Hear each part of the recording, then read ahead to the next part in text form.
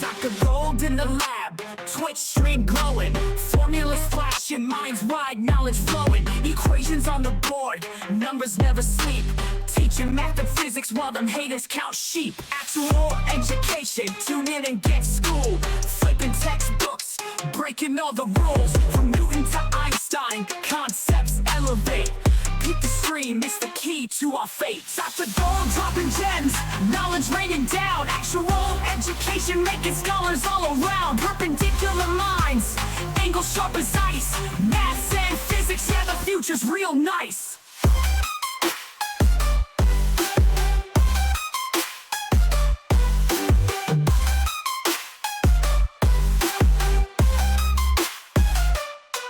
Got the Pythagorean triangles about to flex, quantum theories on deck, breaking all the specs, relativity theories, worlds getting small, grasp the universal laws, standing tall. From the atom to the cosmos, we rolling deep, grazing up the stars, no time to sleep. Black holes and supernovas, concepts we unfold, brain power heavy, yeah, that's Dr. Gold. Dr. Gold dropping gems, knowledge raining down, actual education making scholars all around. Perpendicular minds, angles sharp as ice, maths and physics, yeah, the future's real nice.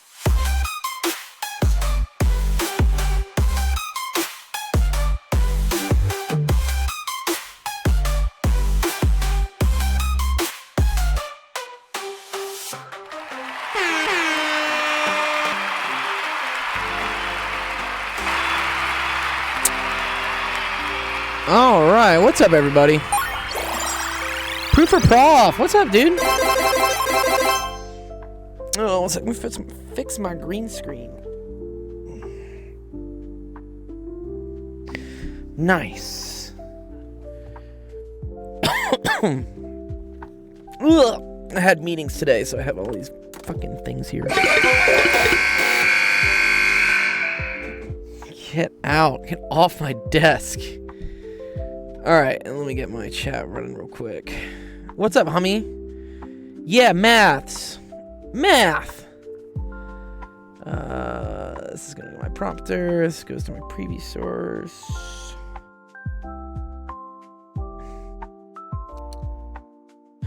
And then let's go live on Discord. Happy Monday to everybody. Start of a great week.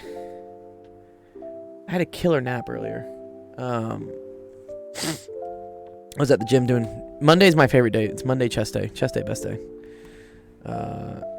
And I also had a meeting with some really awesome people over at Pledge. They're big donation platform base. And actually, they told me about something really cool. Coming up on... I think it's December 2nd. It's like National Giving Day or International Day of Giving. Or is it Day of... Let me go find this. Day of Giving? Yeah, Giving Day. It's a broad day for fundraising and generosity. Held the Tuesday after Thanksgiving. Right. Oh, that's cute. It was started in 2012 to counterbalance the consumerism of Black Friday and Cyber Monday. No. Yeah, I'm gonna be consumer as fuck for this Black Friday. I have so many like wish list things I need to like purchase. And I'm just waiting until Black Friday to purchase them. So cool. Oh yeah, I was talking to this company. Their name is Pledge. I met them at TwitchCon actually. Well, I met them actually a year ago at LA Tech Week. But I met the CEO at TwitchCon at one of those random like roundtable panels. He was at my table and like I was talking about what we do here with the stream, and then he was like, "Oh, that's really cool. I like what you do." I'm like, "Nice." And then he got up and like asked a question, and I was like, "Oh, you work at Pledge?" And he's like, "Oh, I'm the CEO." And I was like, "Oh, well, that's dope." So he was like, "Yeah, let's set up a meeting when I get back to LA." And I was like, "Cool, I'm down." I want to know why I still have shadows on my green screens. So we've been using them a little bit for our donation page. I think if you ever go to this website, right, where you guys submit your homework questions for us to go over, there's also a button here for donate. Because we are an official nonprofit. We're an official 501c3. And so we have a little, like, cute page here. If you have crypto and you want to donate crypto to us, yeah, we will totally take your crypto. I don't know, if you have like crypto for nefarious reasons and you just don't want to cash it out, here's a great way to cash it out to something that's useful, and helps all the, young, bright minds in the world who are watching us. So we've been using them as like I've gotten maybe like $300 in donations so far through them, but I think I'm going to really push. Why I was on the call with them is for this December 2nd, which is apparently, again, the national, international, whatever, day of giving. I'm going to run a charity stream. But that will be the 24-hour stream that we do. So we successfully did a 10-hour tutoring stream last Thursday, which was super dope. I just really wanted to test. It was a celebration for getting 10K subs on YouTube, which I was very happy about. But also it was kind of a mini test to see if I could run a stream for that long. Because previously the longest we'd run was 6 hours, and 10, yeah, everything was great, flawless. You guys were awesome. Nothing broke. I think TikTok started getting mad at me a little bit, but otherwise it was a great stream. So we're gonna do a 24-hour stream. I'm gonna think December 2nd. It's also a great time because that's right after Thanksgiving break, which is when all like the exams are hitting, or you have final exams coming up like the next week or the next 2 weeks. And it also aligns with this International Day of Charity stuff. So a lot of people are going to be looking out for charities, and we might even get on the front page with a couple of these donation websites because what we're doing is great. And you guys are awesome. Anyways, yep, so that's all the news. I think after this, Penn Center is gonna have his stream as well. So I already see some questions coming to the queue, which is great. But if we have too many questions that I can't answer within the 3 hours, again, you can always figure out when we're streaming and when other people are streaming by going to the website, actualofficehours.com, clicking on streaming schedule, and then there you can see all of our other awesome partners and friends who also stream. And yes, Penn Center is starting right after ours ends. And so I think he said he was maybe going to test out answering some of your guys' questions as well, if I don't get time to them. We have 2 hours and 52 minutes, as you can see on the timer there. So we have a little bit of time. Okay, awesome. That being said, do you know about differential geometry? I don't. But someone who does know about differential geometry is Penn Center, Hummy. My PhD is in physics, so the furthest in math I really explored was up to like complex analysis and like differential equations. But Penn Center is a professor. He's like the department chair, I think, in his college up in Canada in math. So like he probably would have some great resources on what to do about. I don't even know what differential geometry is. I mean, I know what differential equations are, so I'm guessing it's differential equations with geometry, maybe? I don't know. Sounds scary. But, yeah, Penn Center is very well connected in, like, the upper academia of pure math, so I would 100%, like, stick around and follow his stream coming on in 3 hours. Otherwise, Zach is also really knowledgeable in upper level math stuff. And people in my community also, I don't know if you're part of the Discord, but there are a lot of other really cool pure math focused people who can probably point you in the right direction if you just like pose it as a question. I'm in the EU. Oh no, it's early. Yeah, I know. So it's about to be 3 a.m. when Penn Center comes on. We're working on that. So we do. Okay, someone. Do you know Zach, Hummy? By the way, do you know Zach? E2iPie. So he's streaming tomorrow. Oh, not at all. Oh, well then, yeah. Here, Zach. Here, I'm gonna shout him out for him. Yeah. You saw his stream. Great. He's gonna do like an hour ago. Great. You should ask him about differential geometry. He should know. He's a pure math guy. But he was doing software development today. But he's doing exactly. Yeah. So Monday is his software development day. But if you look on Tuesdays, this is his math chat on a topic. And so this is probably a great time to ask him about differential geometry. Yes, and Joseph is on at 7:15 in the morning. Yes, because Joseph is in the UK.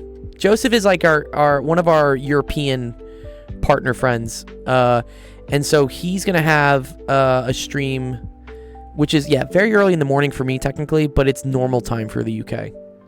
So yeah, feel free. Don't ever hesitate. I mean, everyone here is incredibly friendly and would love to answer any questions. So even if Zach's doing like a Java stream, you can still just like pose the question and he'll probably answer it.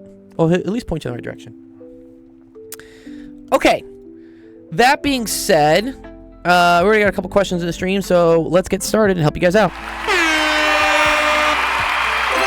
All right, welcome everyone to Office Hours. My name is Dr. Gold. This is Actual Education, the stream that helps you out with math homework, science homework, all sorts of fun stuff today, tomorrow, next week. We'll be here. That's what I like to say. Like, I'm not going anywhere. All right, let's make sure I get my chat running also on these platforms. This will eventually load, I'm sure. Cool. All right, we're live on TikTok. Let me get a connection. Let me get a connection on YouTube. Come on, YouTube. I know you can work today. You can do it, YouTube. Really? Ethan, what's up, dude? I haven't heard from you in forever, dude. What's going on, Ethan? Ethan. Hello. How's it going, dude? Well, it's not really the best right now. Oh no, what's happening, dude? Let us know. What's going on? Well, first of all, I need to talk about what's happening. It's not like as if I'm going away and it's like a fluctuating process. It's just I'm busy with other stuff, so like, That's okay. really Life find gets it- busy sometimes, dude. Yeah, I get busy with shit all the time. Okay, but yeah. So I haven't even told you about the Nintendo Switch ever since I got it, right? Yes, you did. You won the Nintendo Switch for our summer camp, which was great. Is the Nintendo Switch? Is it still good? Is it great? Yeah, I've had it for a good month now, and to be Nice. honest, I like it. I love it actually. I love it. Good. You came with some games too, right? You came with like Mario Kart or something at least. Yep, I did. It did. Sweet. But yeah, so I'm enjoying it. I'm actually enjoying the games, and I'm Nice. installing some of my own. I'm installing some of my own. Good. But it's like I'm also focusing on school right now, and it's not treating me the best at all. I know.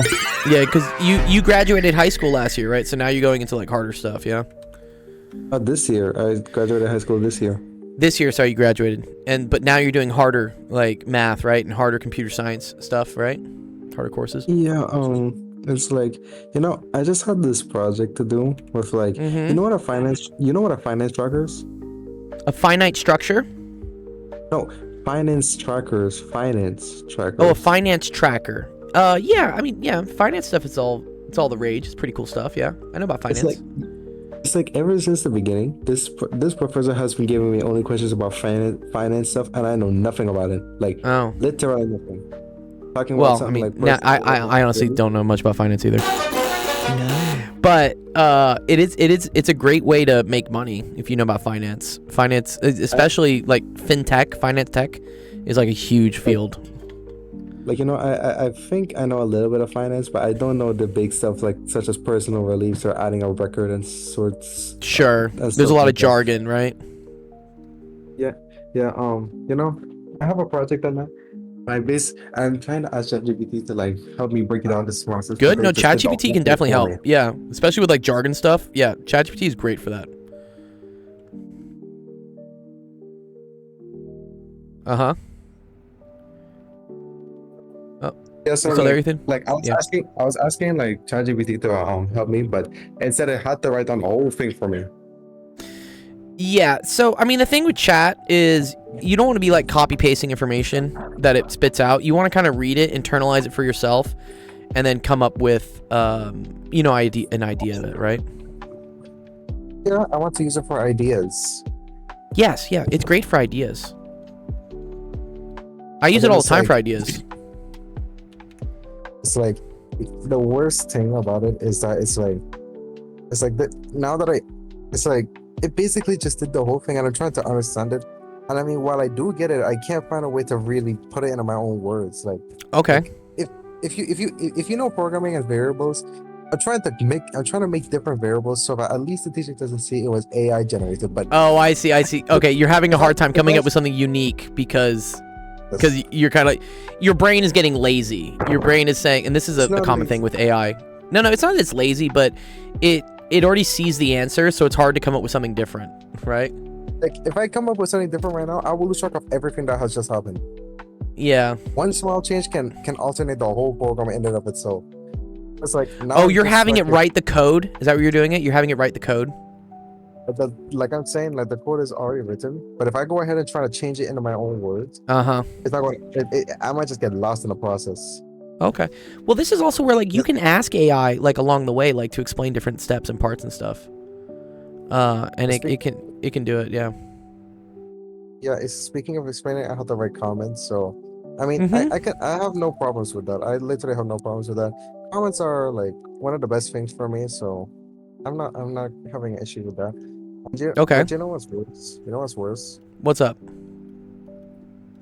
Having a test that you you were preparing for, but you still didn't do well.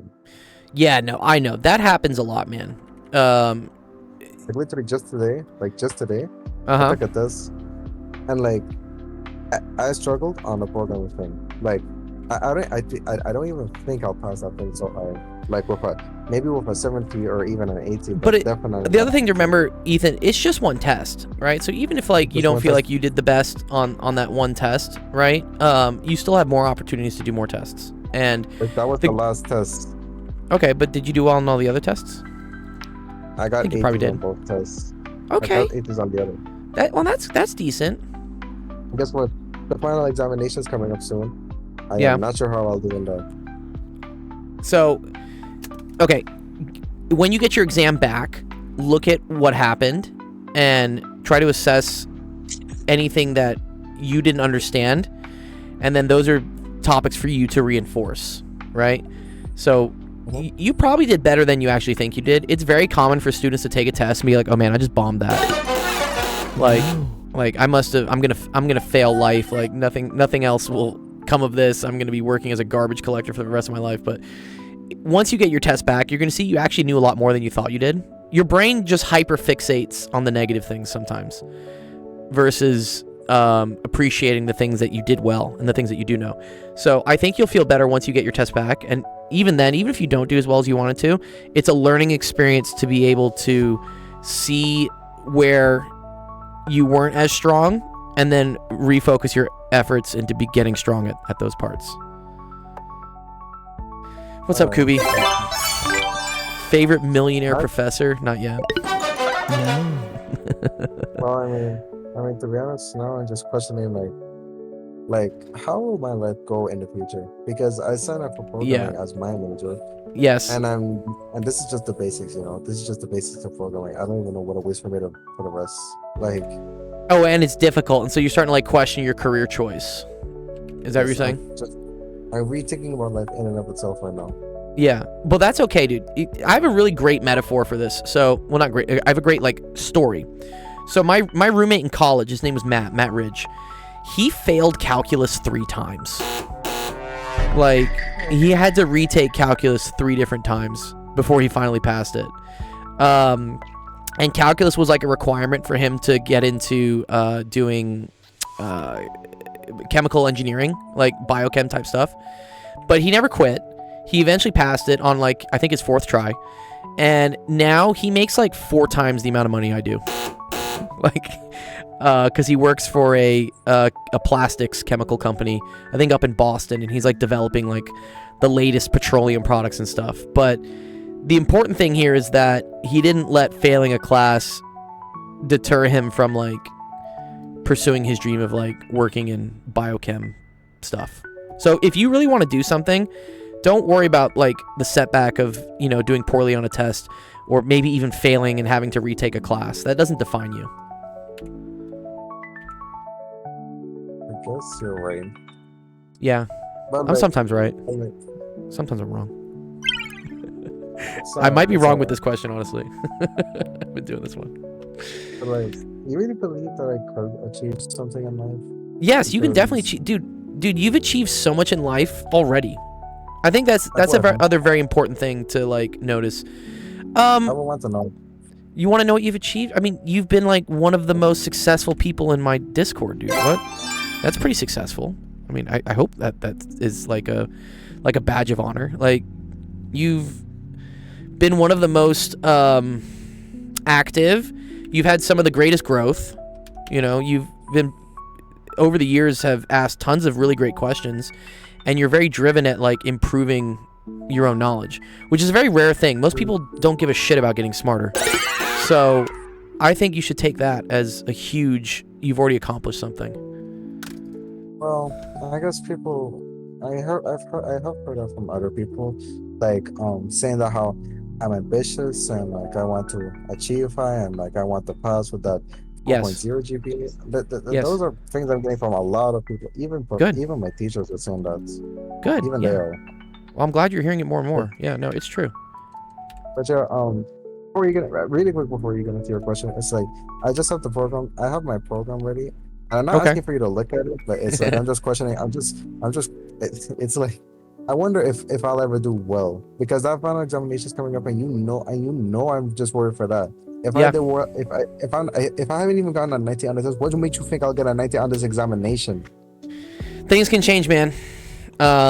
You know, by the same token, I've had people who are like doing excellent in classes, and then they take their foot off the brake, and then so they stop trying as hard, and then they end up like failing the class on the final.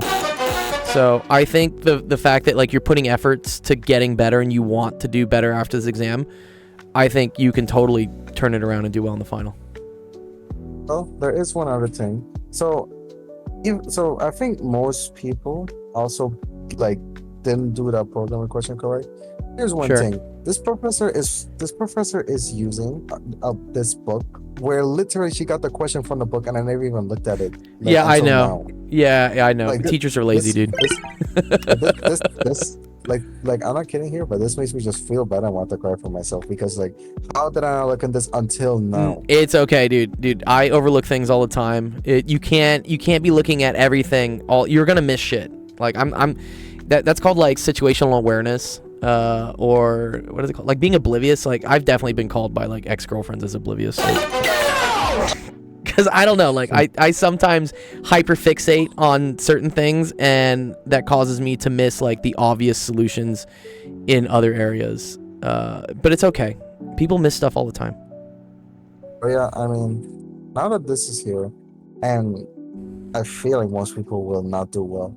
I'm thinking. Then you should do well. I asked, yeah, but I asked my mother, like, wait, sorry, not my mother. I asked my professor if like she would actually give extra credit, and she said she Yeah. would think about it. But as I'm Nice. looking over this book, I'm thinking to myself, should I start off early and trying to like not programming itself because that would be way too much. But they have like short answers, and I'm thinking to myself, should I read this on folder sheet and just give it to her because I feel like I could do something. Yeah. Not No, that I it- think if not you that- show teachers an initiative, that you want to get better, you want to do extra work for extra credit, the worst they can say is no. They're never going to punish you for that.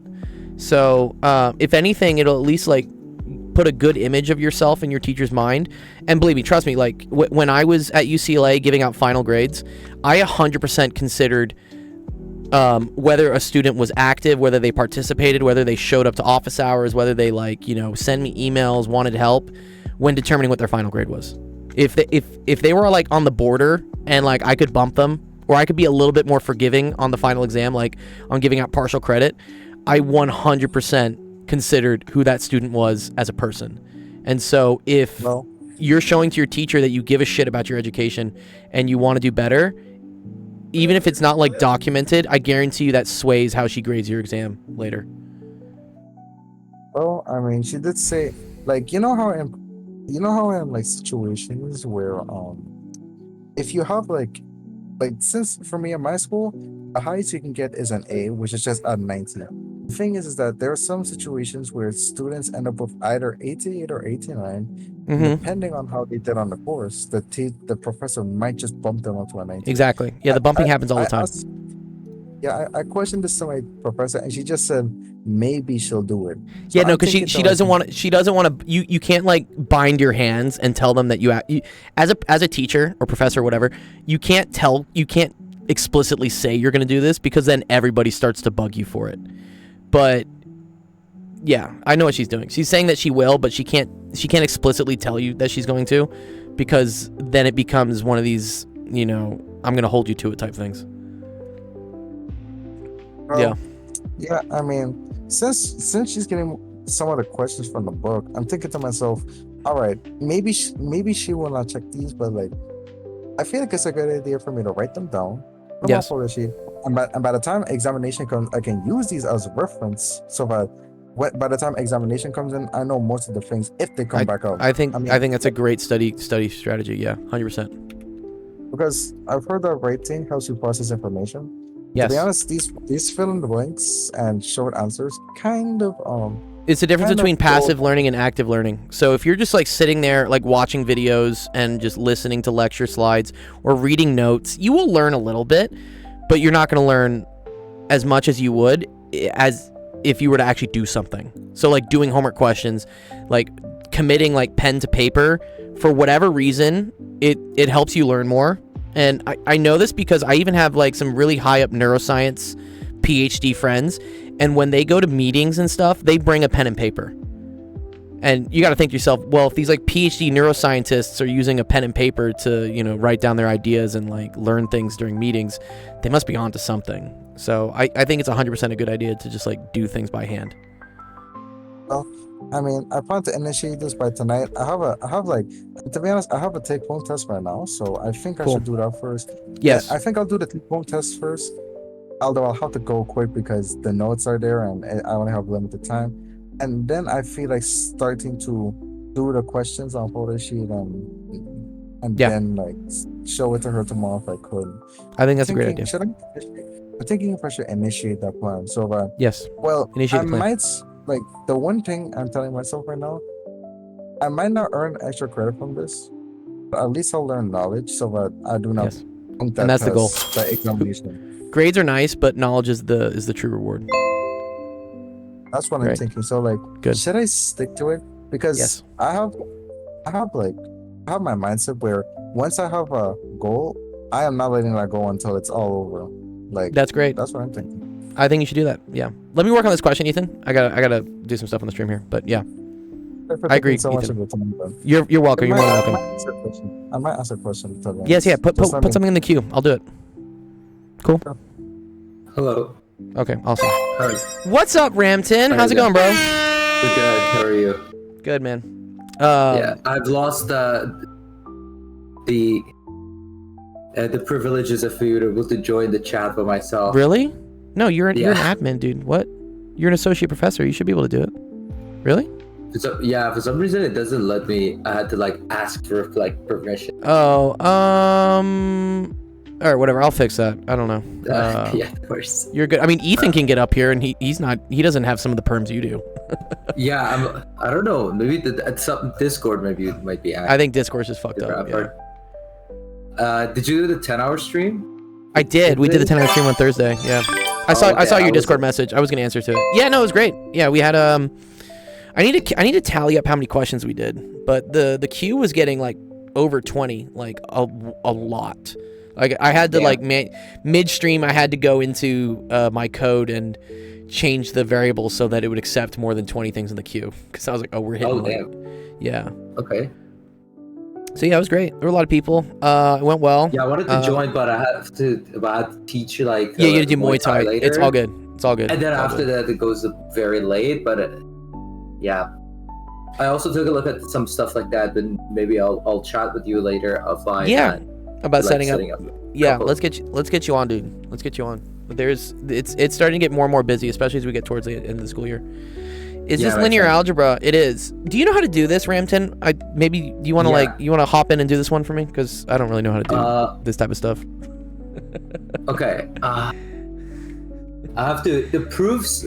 The answer to both of them. The first one is Yeah. a lot easier. I feel like. I'm trying to think of the rigorous way of doing it. but I'm trying to see how that would work. But essentially, the first one is the columns of the vector A. So like if you have You get A, some which is like matrix A, right, A, which is like a matrix, which looks like this, right? Well, there's a bunch of Yeah. these, right? yeah. So exactly, yeah. So you can say like it spans by a bunch of like different vectors. Okay. So But you if can say like if all the V1 to columns Vn. if all the columns span it, then doesn't Yeah. that mean that, well, first of all, the rank is then not 0, right? N. The rank in this case would be n. Yeah, right. If it's n by n. Yeah, because you can say it's because there is the rank nullity theorem as well, which says that the total rank plus the dimensions of the rank plus Yeah, the yeah. dimensions of the nullity has to equal to the dimensions of the space. Right. Rank plus nullity has to equal n. I remember this. And yeah, Good. and then for okay. this one, because all vector or all of the columns of A span the space Rn. What Uh-huh. you can say is like it's spanned by a bunch of vectors like v1, v2, all the way till vn. Yes. And then the dimensions of A is the same thing as the dimensions of the row-reduced version of Of A. Right. Which means the Yeah. rank is 0. Or no, sorry, the rank is n. The rank is n, sorry. Yeah, rank is n. So essentially, you just have to show that if you were to to find the dimensions of A, because it's equals to the dimensions of the row-reduced version of A, and considering that the columns of A span the space Rn, Yeah, the span row Rn. reduction of it would have a leading one in every row. They call these the pivot points, right? Are these called the pivot points? Like what is it?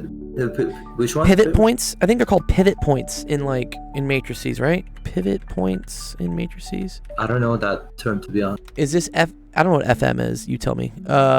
This. Pivot point. They're called pivot points. I'm pretty sure. Oh, okay. I think I've read them as like the rank, the leading one.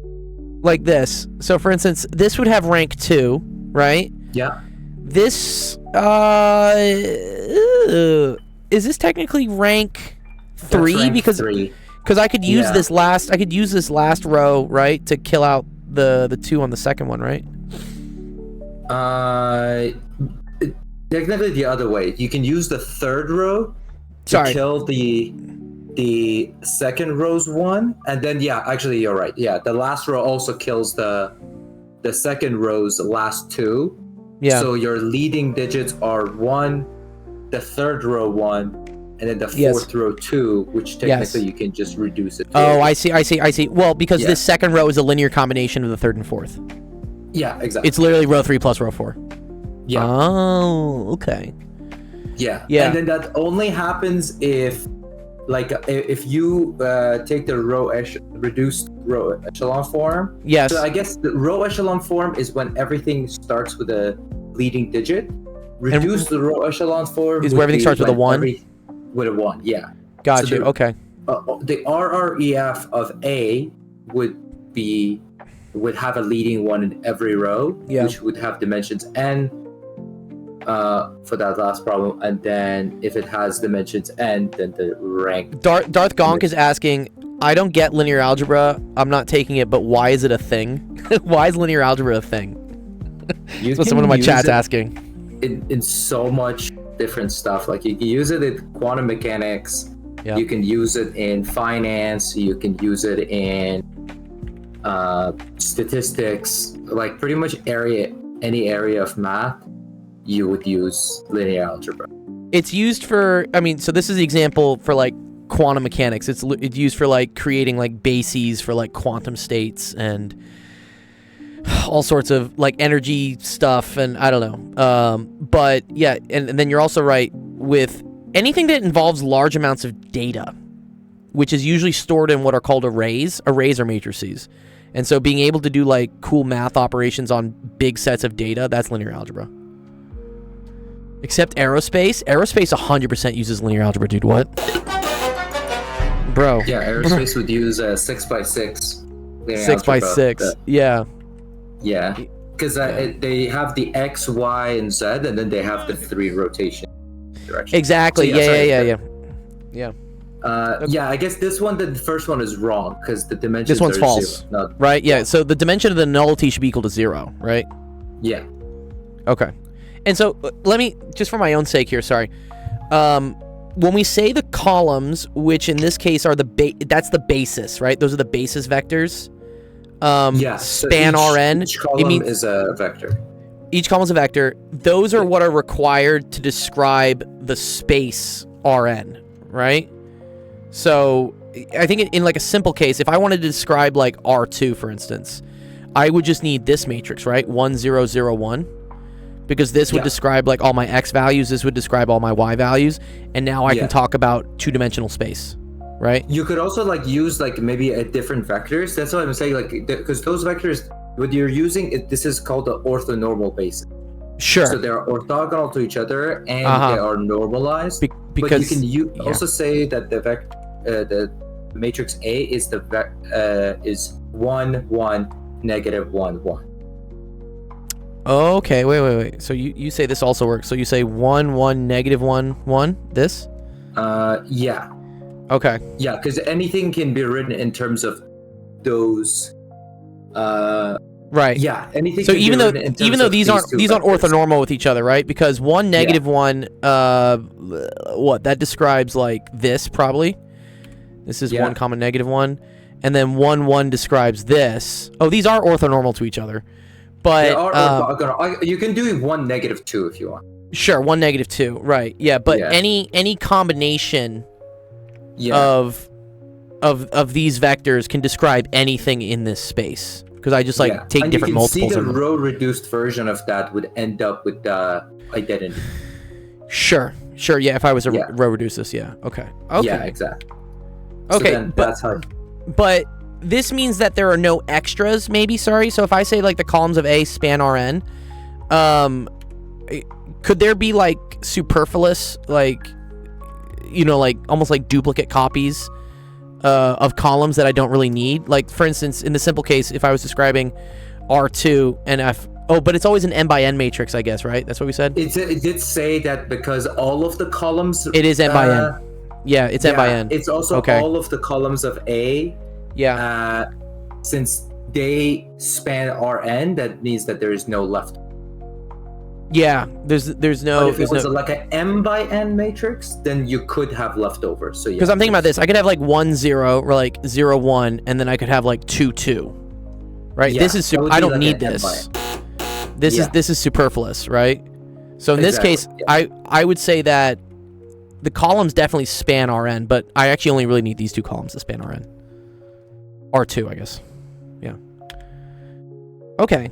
So if the columns span Rn, then the rank of n, then the rank is equal to n, and n plus nullity has to be equal to n, so nullity equals 0. Cool. July says, you didn't mention AI neural networks. Yes, of course, yes. That's the hot topic, yes. All of AI is linear algebra, 100%. Anything, neural networks, pointing, whatever the fuck, support vectors, all that stuff is linear algebra. Yeah, if you want to do video game design, all the ways they like have the light reflect and like the object detection and whatever, that's all linear algebra. Is nullity the nullity of the kernel? Isn't the dimension nullity A the nullity? What was that? I see what you're saying. Sorry. So nullity A is... Yeah, sorry. When I wrote nullity, JC, when I said the nullity... Sorry, I mean the dimension of the nullity. Sorry, dimension of the nullity is equal to 0. Because then dimension... Yeah, this is shorthand. I know, this is not rigorous, but dimension of rank plus the dimension of the nullity is equal to n. I think the nullity is its own matrix, Ramton, isn't it? The nullity, so it's called the kernel of A. So the kernel of a matrix is all of the vectors that multiplied by the matrix give you the 0. I see. Okay. Yeah. Yep. So if you have like AV equals 0 vector, then all vectors V that satisfy that condition span the kernel of it. Yes. Span the kernel. Yes. Yeah. So nullity of A is the nullity. Yeah. Not the kernel. X-Man says he does video game design. Oh, that's sick, dude. Use Blender. Oh, nice. To model for people. Yeah, Blender's great. I need to get into Blender. They now have like AI stuff you can use to like create stuff in Blender, which is super sick. But that's like a lot of the mod community uses Blender and stuff. What type of video games do you design for, X-Man? Do you do like indie games or any big AAA franchises? Is there anything useful in taking algebra-based physics if I have to take the calc-based one? Yes. I mean, you will learn everything that you would learn in algebra-based physics in calculus-based physics. So are you asking me, is it a waste of time? I mean, if you can just take the calc-based one right away, yeah, go for it. But if there's some requirement where you have to take the algebra-based one and then the calc-based one, you're still every time you take a class, you're still going to learn stuff. My perfect example for this was in high school. I took AP Calculus, whatever, C, and I got credit for E&M and I got credit for mechanics. I came into college, I wanted to be a physics major, and I couldn't take the next highest physics, which would have been waves, because I needed to take, I think, Calc 3 first. So they're like, you can just not take physics and like get your Calc 3 out and then start taking physics once you've like satisfied the math. Like, I'd advanced too far in physics that my math hadn't advanced far enough for me to take the next physics. But rather than take no physics my first semester of college as a physics major, because I was like, what am I doing here as a physics major if I'm not taking physics? I retook E&M. And I will tell you, like, retaking a class the same way if you like rewatch a show or like rewatch a movie, you pick up on so many more things. You're just like, I learned so much retaking that E&M class. So if you do algebra based and then calc based physics, I guarantee you're still gonna learn. You're gonna learn a lot more than just taking calc based. Yeah. Okay, let's do the second part question here, Ramton. Determinant A plus B is equal to the determinant of A plus the determinant of B. I think I can just do like a fucking counterexample of this, no? Right? yeah, because that one's not true also. Yeah, I think I misread it as multiplication first. But yeah, that one's not true. You do a counterexample. I'm pretty sure one of the easiest counterexample is using the matrix 1 0. Yeah, I know this one. Yeah. You say A is equal to like 1 0 0 0, like this, right? Yeah. And then you say B is equal to I don't know, like 0 1 0 0 maybe. Yeah. So no. Sorry. One at the bottom 0 0 1. This is what you want, right? Yeah. Because then A plus B would be equal to 1 0 0 1, and the determinant of this is equal to 1, right? Yeah. But the determinant of A is equal to 0. The determinant of B is equal to 0. Yeah, okay, cool. And that does not equal 1. So there we go. Cool. Great question there. Appreciate it. Thank you, Ramton, for the support on linear algebra. Yeah. Nice! Whose was that? Who did we just do? Vincenzo, what's up, big dog? Oh, X-Man, you want to show me some examples of your commissions? Would love to see that. I think this was JHNats. JHNat. Okay, cool. Nice, dude. All right, let's mark that. What's going on, smart people? What's up, clickbait? Good job. What horrendous physics questions is your teacher asking you this time? Wait, you know, Clickbait's saying what's going on, smart people. Do you watch Andrew Dotson, Clickbait? Andrew Dotson? Who's Andrew Dotson? He used to be a YouTuber. Like, I used to watch him a couple of years ago. He doesn't. But yeah, he started a lot of his videos by what's going on, smart people. Oh, and really? Then, Yeah, and he did like both like physics or like math meme videos, and then he also taught like a bunch of like physics, and then he started his PhD like I think 3 or 4 years ago, and then he never posted again after that. It just disappeared. Yeah, I think he posted like 3 or 4 in the last like 4 years. Yeah, it is very interesting to see people like burnout is real, man. Like some people like just they have like a run for things, and then for whatever reason like personal things come up in their lives, or I can't tell you how many times I've thought about quitting just because, you know, either you're getting no viewers or like no response or no positive feedback.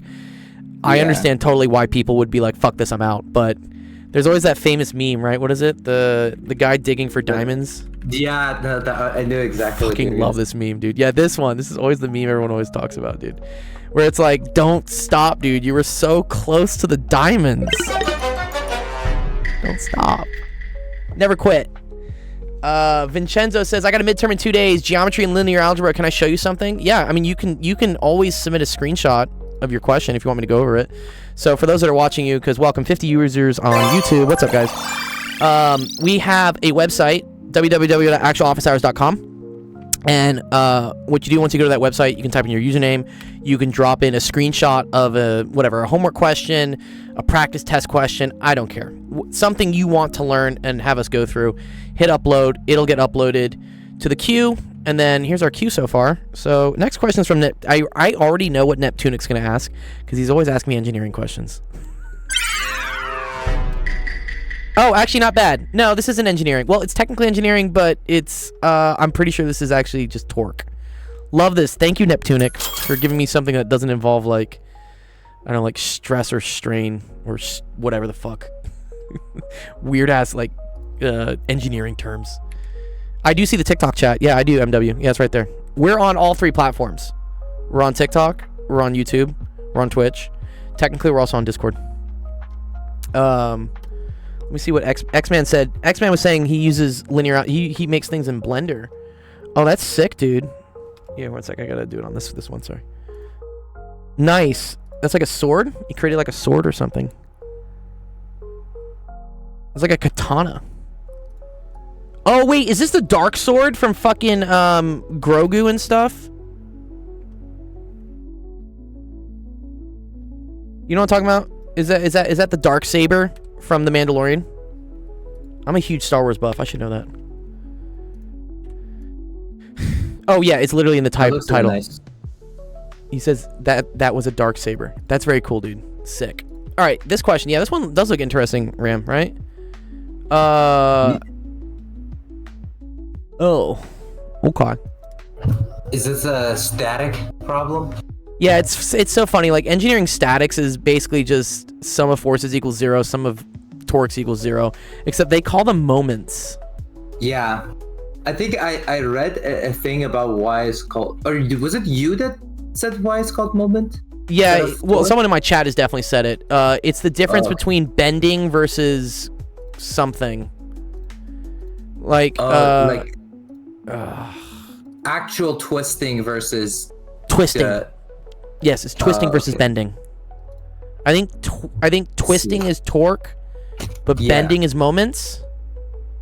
Yeah, I guess. But yeah, and then people are getting mad at me because I use this for torque. I say this is my symbol for torque. Oh, okay. People just don't. They don't like the gamma. I'm just like, is that right? Looks like the Christoffel symbols. Dude, it's gamma, dude. It's gamma's torque. Wait, do you not use tau? I don't know who like set me up for failure in life in my physics career, but I learned this at some point and I've never let it go. And so that's what I use for torque. I agree it's tau.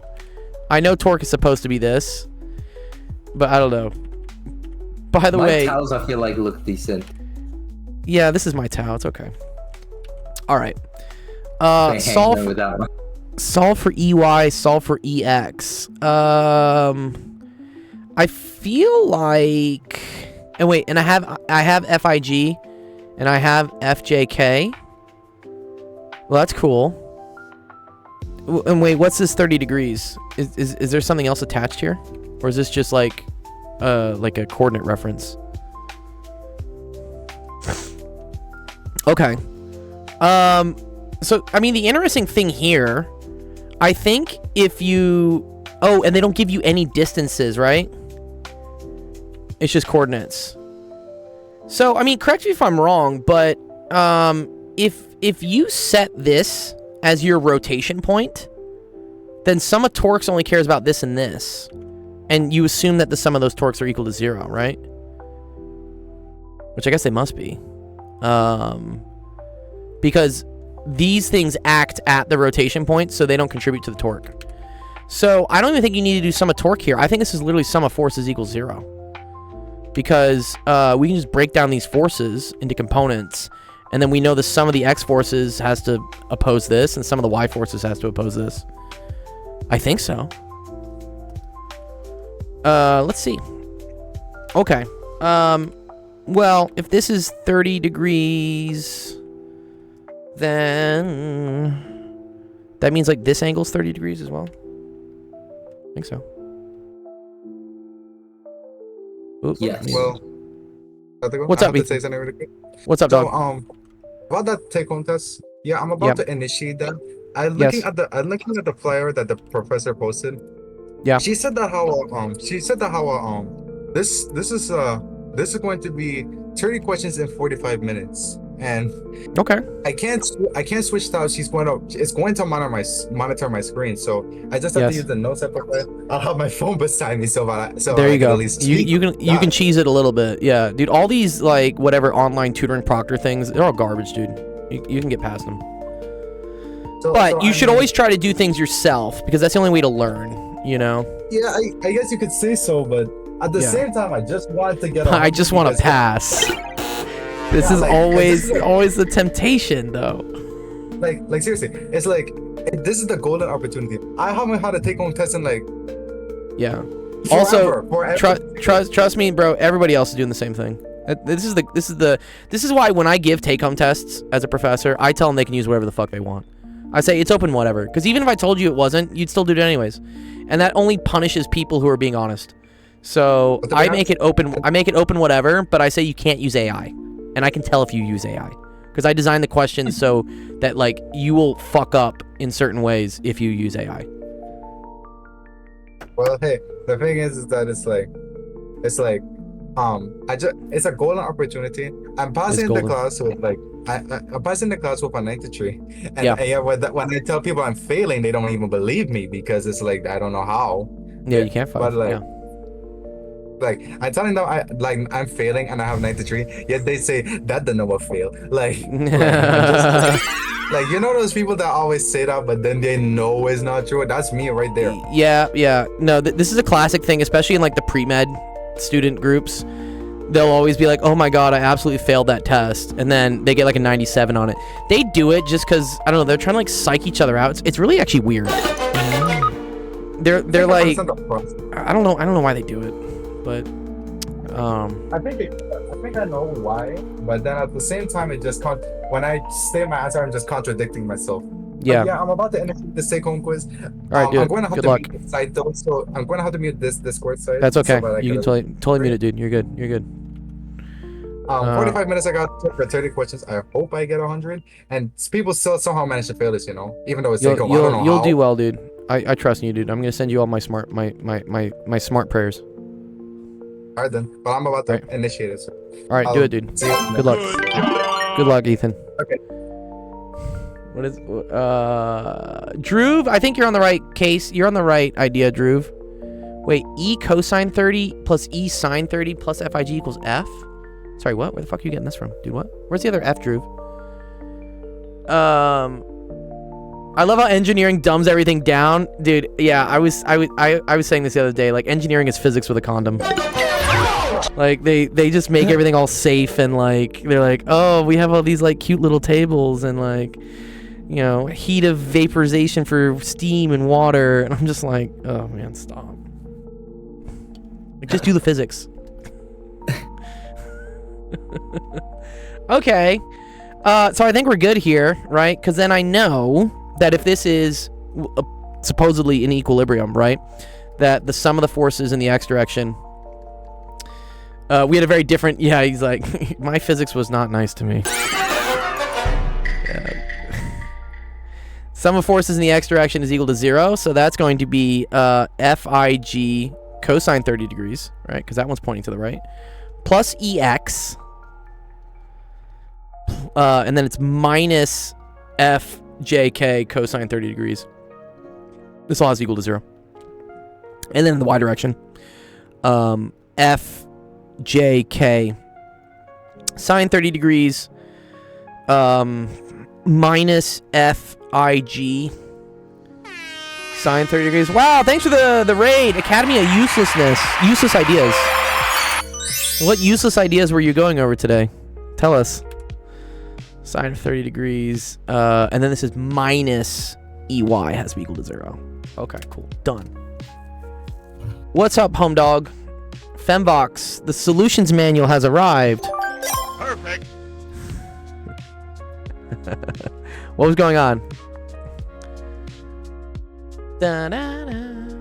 You got an 8% on your fluids exam, Burrito? Damn. I'm trying to think the lowest grade I ever got in an exam in my college career. I know the lowest grade I ever got. I got a B- in quantum once. That was definitely like the lowest grade ever on my transcript. This looks like some statics. It is. Yes. Or as I like to say in physics, it's just torque. In this case, it's actually just Newton's second law, I think. Oh, wow. Thanks for the follow, Academy. You weren't following me, dude? I've been following you for a while. Shame. You're okay. Yeah, he must have curved it then, right? Had to have. Okay. Hey, those two loads are parallel. They are parallel. Well, is there a trick to this Fembox that I should know about? Parallel loads? Sounds like an album title idea. Parallel loads. Okay. So just subtract them and that's your resultant at E? Oh, yeah. I mean, that's what we did, essentially. See, this is what I'm talking about. Like, engineering just comes up with, like, cute little tricks and rules that it's just basic math. Like, yes, if you subtract them, which is essentially doing sum of forces is equal to 0, correct. You get EX. But it's cute that they say, like, oh, if the loads are parallel, then da-da-da-da-da. And I'm like, all right, man. Yes, the reason why, and this is actually really, yes, and then do a 30, 60, 90 to get the components. Yeah, exactly. Yeah, I get it. Yeah. Well, I'm going to do it the way physics taught me to do it. The way the King James Bible of science said that we should be doing science, which is, I did a sum of forces. FIG was, dude, what in God's name are these numbers, though? 5406? Like, why? Who picked that number? I guess they needed weird numbers because they need the sum of the torques to be equal to 0. You weren't cool enough to be your friend. You're cool enough now, Academy. You're cool, dude. Okay. Cosine 30, and then minus 96, 93. It is statics. Yep, mystical. We're doing statics. Cosine of 30. Okay, cool. And then the negative that is EX, right? So then EX is equal to 3712. So EX is equal to 3712 newtons. You're cool. Yeah. My friends used to always joke with me that, like, everything I do, I was just trying to be cool. And I was like, what happens when I actually become cool, though? Do you guys have to stop making fun of me for it? Someone told me the other day, you're the coolest person I know. I was like, oh, wow. I've made it. I mean, you're a DJ. I feel like, based on the stuff I've seen from you, you hold up to the title for sure. Right. Thank you, dude. Yeah. I think some people just get jealous because they're not cool. And they would rather just, like, tell me that I'm doing it because I'm trying to be cool. And I'm like, okay. Well, how about you just become cool as well? All right, thanks. Thank you, Playmoads, for coming in. I do need to drink some water. Okay, so then the answer for this is 2144 newtons. Yeah, there we go. EY equals 2414 We finally have a government today. Yeah, wait, did they reopen the government? Is that real? There is a little bit of a political situation happening. Is there a hiccup? Is there a hiccup now? Well, some of the Democrats that were like, hey, if you like, Promise we're gonna vote on healthcare. if you promise to like vote, then we'll for you. So it's kind of like, Ugh.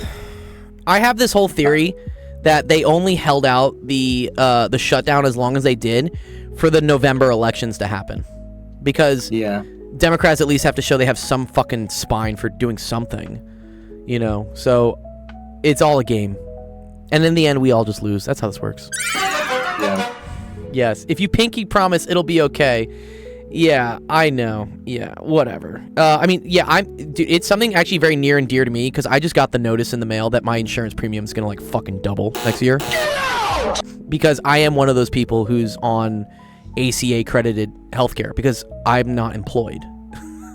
I'm self-employed, and self-employed people don't have a nice company to pay for their insurance. I have to pay for my health insurance, and it's fucking expensive. So, yeah, I agree with the Democrats trying to, like, stop things, be like, yo, let's, like, not let these credits run out, because my life's about to get a lot more expensive if they do, and I really don't want them to be. And I'm not, like, some freeloading illegal immigrant that the fucking Republicans claim are all using it. No, I'm just a normal person just trying to teach kids math and science on YouTube, and, like, also have health insurance. Yeah, Anyways. definitely. You have health insurance, Ramton, though, because you're in Canada. Yeah. Isn't Yeah, that nice? we have a bare minimum kind of like. I mean, it's free. But if you're and, fucked, like, you don't go bankrupt. Like, if you get cancer, yeah, they will take care Yeah. of you. In the U.S. here, if you have cancer and you don't have health insurance, you might as well kill yourself because it's either Pretty that or much, J.P. yeah. Morgan will. yeah. Here, it's like if things are really bad, like I don't know. It's kind of like you have to do a lot for your condition to be taken seriously. Yes. But I mean, Like the wait list for something like gets done. for regular care, I get it. In Canada is insane. Like if you're trying to Yeah. get I don't know, like you have back pain and you're like, I really want to get this back pain looked at. It's not going to happen unless you again get private health insurance and pay for it. But the upside is, yeah, if something's going to kill you, they make sure you get help. Yeah, it's good in that sense. Yeah. All right, sorry, I gotta go teach, but I'll Okay, try to good. hop back in. If not, I'll see you Cool. maybe tomorrow or Wednesday. Yeah, all good. We'll be here tomorrow. Good luck with teaching, Ramton. Thanks for your help. Thank you. Yeah, thank you. Peace. All right. Peace out. Bro, that quantum lecture was bonkers. I'm happy to see forces. I'm happy too. By the way, thank you, Neptunic. We finished your question. Good job. Academy says that sucks. The worst part is that not even the companies pay much for it here. It's more the negotiation. Yeah, dude, everything's a mess. I just want to do physics and like teach math and science on YouTube. Like, I don't want to have to argue with like insurance agents and like premiums and like blah blah blah. Like, can y'all just like play nice, please? I do know integrals for Insta. Yeah, that's a really cool website. Those that don't know about it, it's daily integrals, right? Is it called daily? Let's go to Instagram. That's my Instagram, but what is it? Integrals, daily integrals. I think something like this. Integrals for is it this one? Yeah, this one's not as big. Integrals for you. Okay, let's go find it.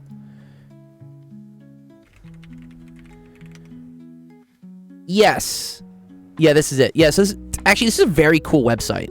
For you guys that are in calculus, they have an awesome, like, look, useful formulas. These are great. These are really great. Like, their pinned posts at the top are really great references to have. They have like tables too. Yeah, these are really dope too. But then every day they post like a hard integral, and then I think they post the solution to it, right? Or have they? Do they take a while to post the solution? This one has the solution. That's your challenge? The cubed root of tangent. Yeah. Wait, there's no solution for this one posted yet. It's easy but unreal result. Okay, cool. Yeah, so they do a bunch of them. So if you want to just get good at calculus, I highly recommend, like, if you're following anything on Instagram, like, unfollow, like, Kim Kardashian. Go follow this shit.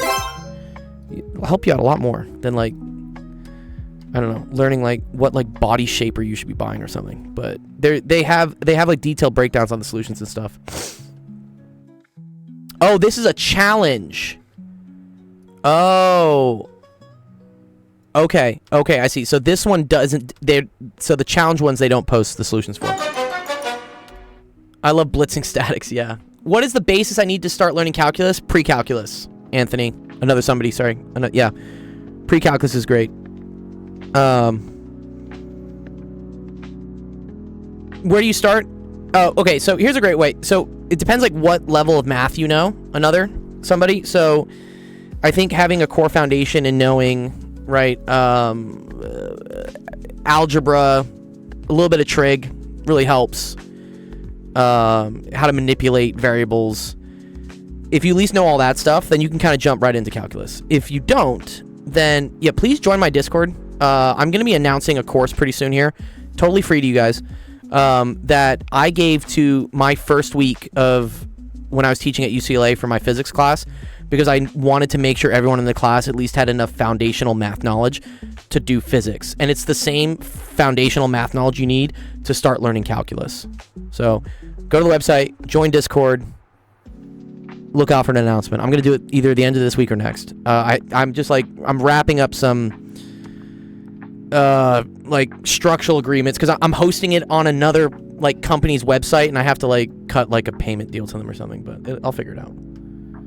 You were in my YouTube doom scrolling. Yeah, that's another great way. Yeah, doom scroll more on my stuff and you'll learn. All right, let's see. Next question comes from Hi. Looks like a calculus question. At what level is multivariable useful? In everything, dude. What? Multivariable is super useful. Because, surprise, the world is like multivariable. Things in life don't depend on just one thing. They depend on a lot of things. So being able to determine how things change, what the maximums for things are in many different dimensions with lots of different variables, that's all multivariable calculus. Big ups to the algorithm. Yeah, she's doing good sometimes. Entanglement will be the future of communications. I maybe. That's gonna be kind of weird then, because then isn't the answer like yes or no at the same time, or like the answer is yes until somebody else says no? That's like entanglement. The states are entangled. Do you use trig sub? All right, they tell us right away just to use the substitution. E to the x is equal to tan u to show that. The integral of 1 over square root of 1 plus e to the 2x is equal to that. I love how they say cosec instead of just like cosec. The world is just one variable, dude. Either things happen or they don't. My way or the highway, dude. Okay, so if e to the x is equal to tangent of u, and then okay, let's talk about like what e to the 2x is. Well, e to the 2x is the same thing as e to the x squared, right? This is again, you ask me another like what do I need to know to start learning calculus? You need to know that this is a rule. This is a key exponent rule. That if you don't know this, then this is where we need to start. You gotta learn this stuff, because otherwise, it's like trying to build a car, but you don't understand how a screwdriver works. You gotta have the tools. So yeah, so this means that e to the x squared is tangent squared of u, but then we know that tangent squared of u, there's an identity for this. Again, this is a pre-calc thing, which is that 1 plus tangent squared u is equal to secant squared u, right?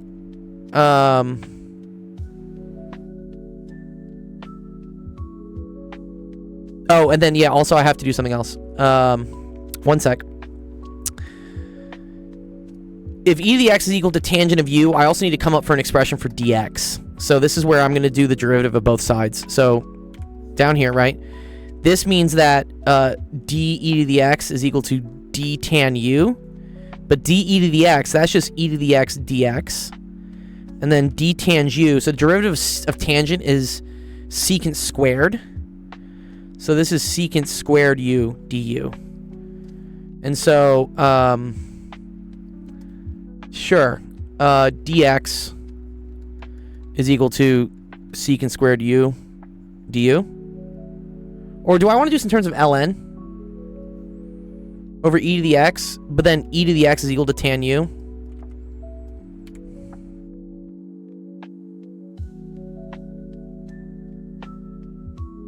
I think I can. I think this works as well. Okay, so then let's write out what this integral is. So this is now the integral of the square root of 1 plus tangent squared u, and then dx is now secant squared u du over tangent of u. 1 plus tangent squared is secant squared. Yes, linear equations are great. Again, somebody join my Discord. I will give you a course for like learning the basics in like a week. But you'll get notified about it if you have Discord. I highly recommend getting Discord. Discord's great. Exactly. You know none of this? That's totally okay. Good. Awesome. Oh yeah. I will make a big announcement when I open it up. Because you're not the first person to ask me this. I've had a couple people ask me just even over the last couple streams being like, hey, how do I get involved with this? And I have something. I've already written it. I gave it to like my students at UCLA. That's like what I used. So, and I know it works. Yeah, of course, dude. Appreciate you too, man. Yeah. All right, so this is secant u, secant squared u du over tangent of u. Am I trying to get to like secant to the third? Oh dear. I do not have a course. Well, I mean, if you want to go learn E&M, you can literally go do it on YouTube. All my lectures are recorded. Over the summer, I taught a summer class, an online summer class at UCLA. So if you go to like my courses here, here it is, Physics 1B. This is E&M physics at UCLA, and there's 25 lectures, and they're all about an hour and a half long. So if you literally want to go through my class, you can go watch this if you really want to.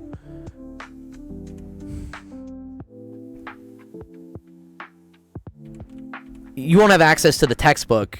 That's what you got to pay for. But you can at least like watch me teach.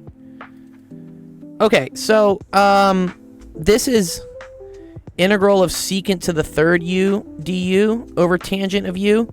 I'm trying to get to like secant squared and cosecant.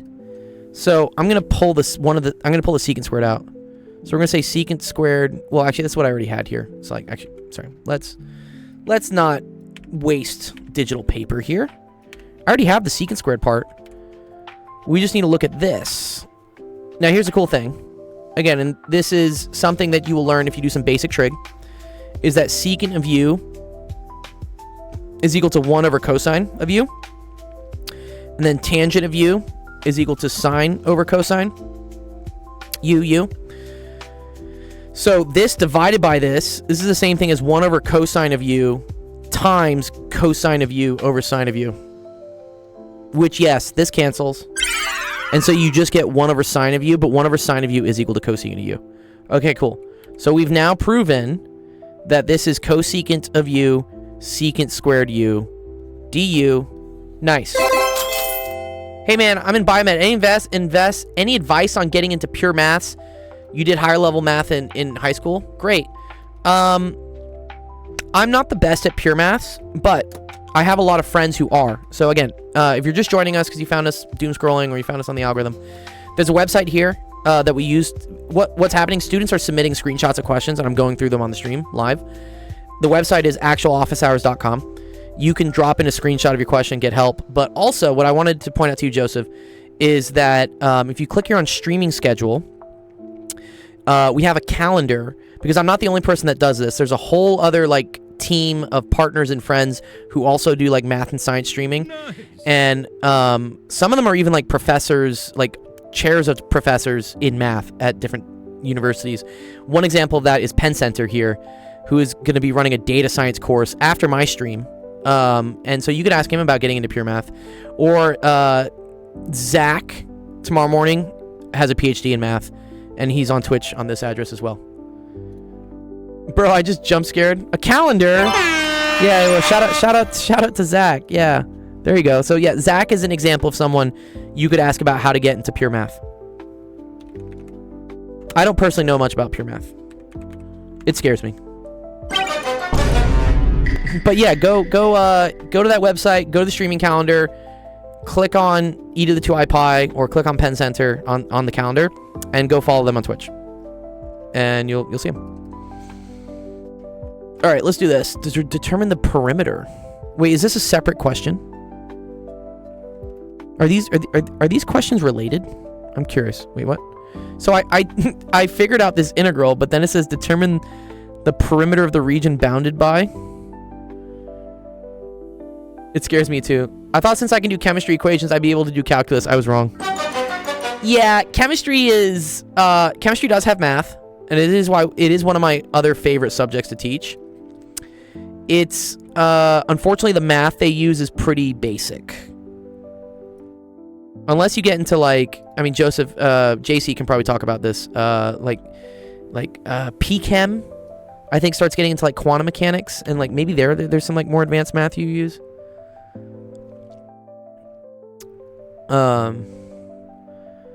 Okay, let me see this. I'm curious. These seem like two detached questions. Y equals e to the ax. Y is equal to 0, x is equal to 0. Okay, so we got some regions at least. So we got to be over here. We got to be over here. And for extra points, why not just evaluate this integral? I don't really want to.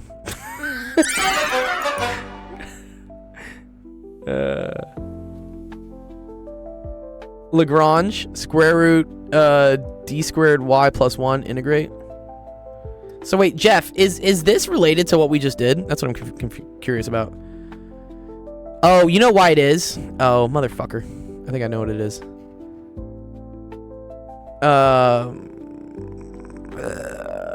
That's arc length, correct? Yeah, I know what he's talking about. Okay. Right, okay. So if you integrate... Yep. What's it, from like x0 to x1? The square root of 1 plus f prime of x squared dx. This is the same thing as perimeter, which is equal to perimeter. It's really equal to arc length is what it is, but the length of an arc is also the perimeter. It is by the Pythagorean theorem. Yep. There's a cool little demonstration for why this is. Okay.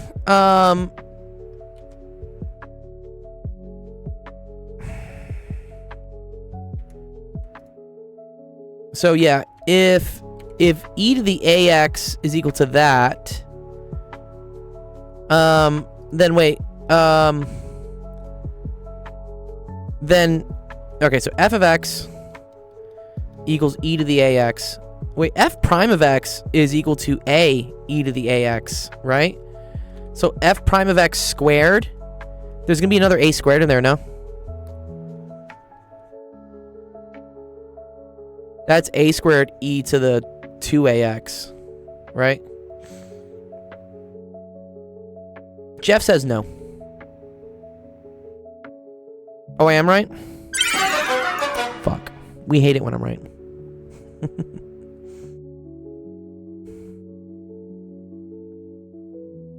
Well, I mean, we can still kind of use this same terminology here, right? Because what do we say? Jeff is wrong. Jeff is not wrong a lot. I mean, we're just gonna get a little sneakier. Yeah. Oh wait, where's that? Sorry. What was it? E to the x equals tan u.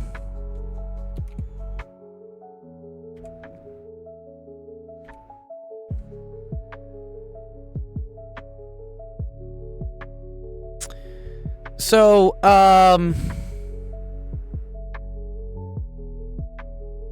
in this case, it's e to the ax, right? Yes. E to the ax is equal to tan u. But man, that a squared is gonna kind of fuck with me, dude. I don't really want that.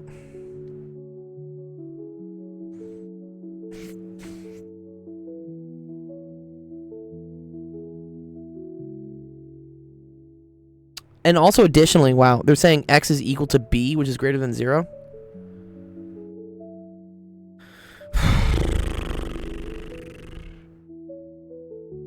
Raw, why'd you say Lagrange? I'm curious why you said Lagrange. Is that like a thing? Am I supposed to actually use Lagrangians here?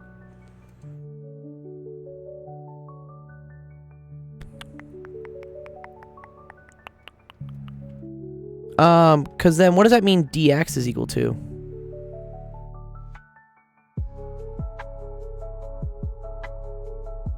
Yeah, so now this thing doesn't really work out as well as I wanted it to. Because I have the a squared in there, right? Oh, actually, no. It's fine. It's fine, right? No, wait, it's not fine. Yeah, the a here, right? What? The a messes this up. Okay, let's just do it again. It shouldn't be an issue. I have a feeling it's going to be, though. Because if e to the ax is equal to tan u, right? Then, a e to the x dx is equal to, like, secant squared u du, right? So this is already, like, changing things. So, dx is equal to, secant squared u du over a e to the x, right? But e to the x is equal to, or e to the ax, sorry. E to the ax. And e to the ax is tan u. Yep, no, you're right. Tangent u, okay. So now I have the integral of the square root of 1 plus...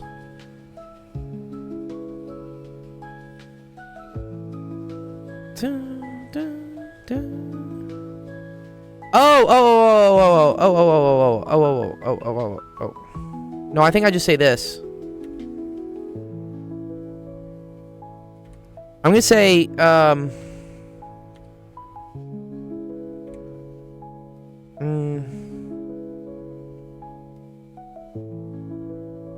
think I'm gonna say this. No, fuck, it doesn't really work. Yes, no, yes. E to the x squared. Yeah, I think this is what I say. Yeah? So then I get a squared. A squared. Because at the end of the day, I'm trying to do the integral. I'm trying to do this integral.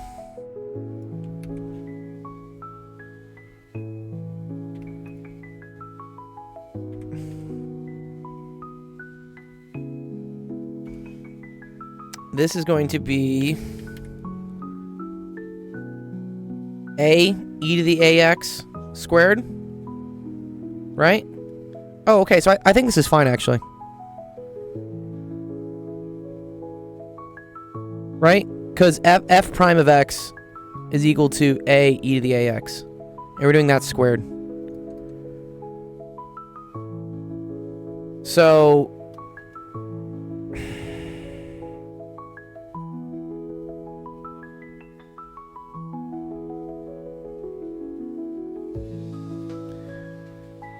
And then this is still 1 plus tangent squared of u. Oh, but okay, wait. Oh, but it's just a constant. Okay. No, that's okay. Yeah. We're just pulling out a 1 over a squared. Okay. Okay. So this is the only thing that changes on what we did here. I think we just divide by a squared. Right? Okay.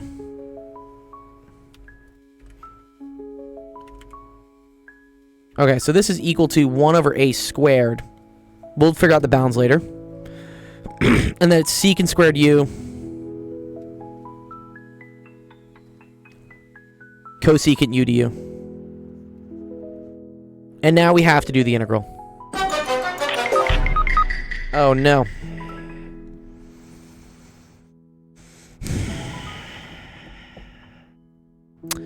Secant is 1 over cosine. Cosecant is 1 over sine.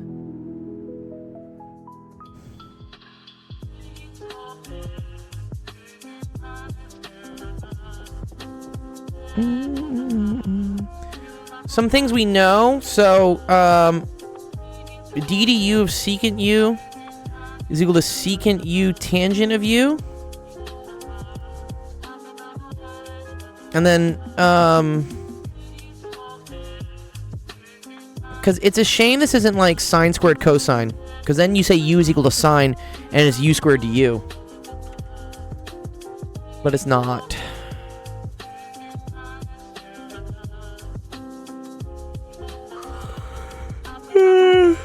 Cosine squared u. 1 over sine of u.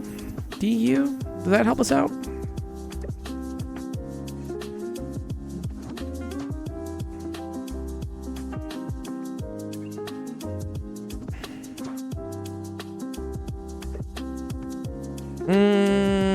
Okay, what if we say... I need a different variable now. I'm running out of variables. Let's say... No, I don't want to use... Yeah. Let's use z. Right? Let's say... cosine of u is equal to z. So then... dz is equal to... negative sine of u du. Okay, and then let's try to like replace some stuff here, right? So this is the same thing as z to the minus 2. I have du over sine u though.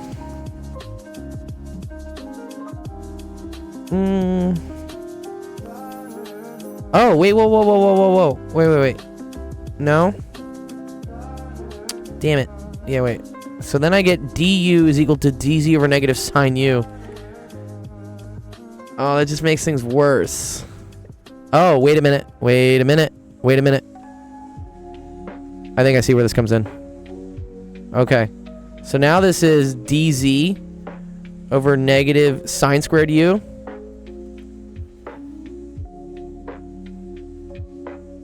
No, I think this is probably where it's coming from. Right, because, wait, negative sine squared u, right, because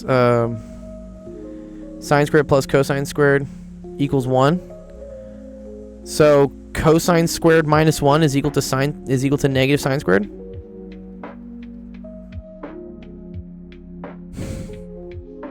So, I don't know, this is getting kind of wacky. 1 over a squared integral z to the minus 2 dz. But then this is all over cosine squared u minus 1. But cosine of u is equal to z. So this is now 1 over a squared integral z to the minus 2 over z squared minus 1 dz. Right?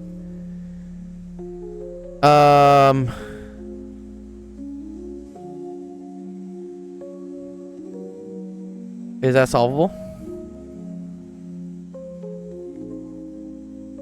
Or we just multiply that in through. Wait, so that's 1 over a squared. Integral of 1 over z to the 4th minus z squared dz. Am I going to end up doing partial fractions? That's a pain in the ass, dude. 1 over z squared minus 1. I think it is. 1 over z squared, z plus 1, z minus 1? Really?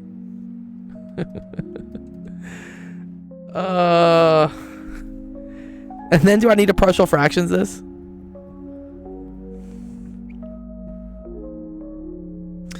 So this is,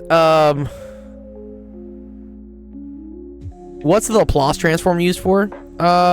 Doing stuff in like different domains. Like sometimes integrals are easier to do once they've been put into like Laplace. Keegan says I did it wrong. Thank you, Keegan. Where do you think I did it wrong? What did I do wrong? Originally, we were just right here. This is me, like, going down kind of a nonsense land. Trying to see a way. I see it's partial fractions, maybe. But Jeff says, is there a secant squared, tangent squared identity? There is. 1 plus secant squared is equal to tangent squared. Or sorry, 1 plus tangent squared is equal to secant squared.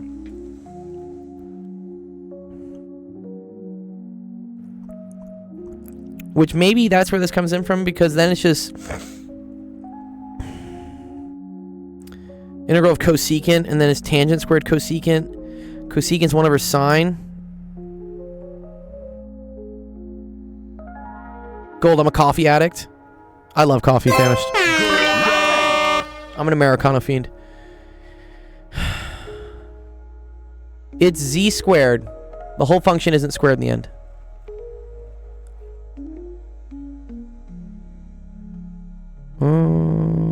What? Where are we getting that from?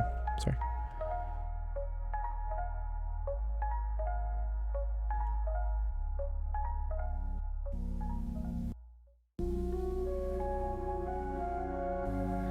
All right.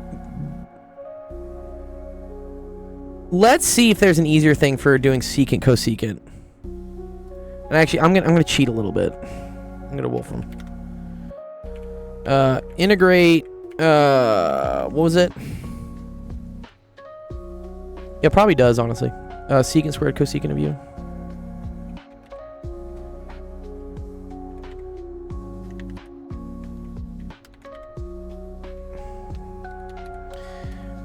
Dude, if someone suggests the Weierstraub, dude, no, don't do that to me. Okay, well, apparently it's pretty ugly. And it uses half integrals and logarithms. Okay. Right, secant squared, cosecant squared of x. Cosecant squared.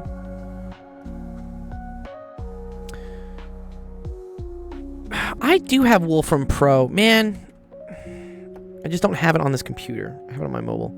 Fine. I'm going to chat. I just want to see what the technique is. If it's converting it to tangent,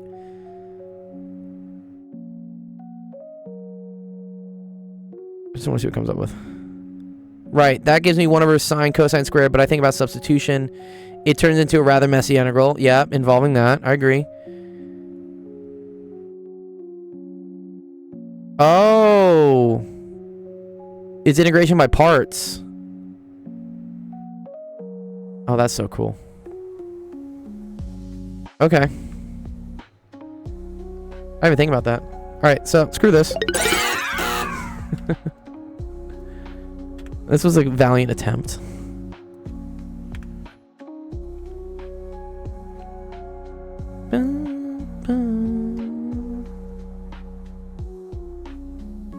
And then, sorry, which one did they pick? They picked u to be cosecant? Okay, so. U is equal to cosecant of u. dv is equal to secant. Well, this is an issue. Oh, because we have u's and v's now. Oh no. Okay, I'm gonna make this like secant squared of z. Sorry, because I need the u's and v's for integration. Yeah, it's integration by parts, Zach, apparently. I wouldn't have seen that. Would you have seen that, Zach? Would you have immediately seen that this is an integration by parts question?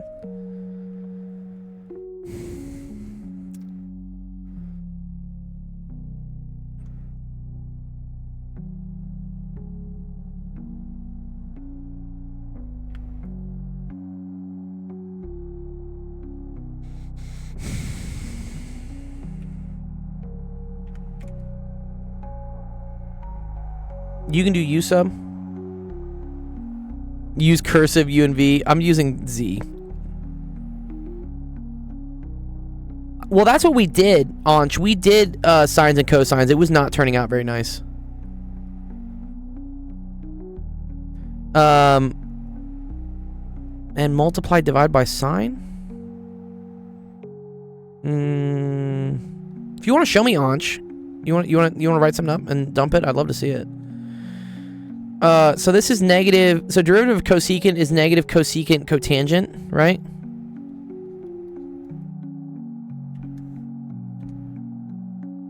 Right, and then this is dz. And then,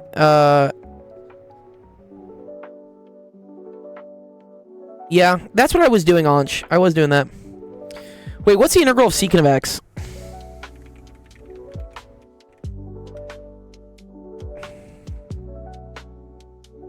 Oh, the integral of secant of x is ln secant x plus tangent x? I really don't want to integrate ln, dude. Wait, whoa.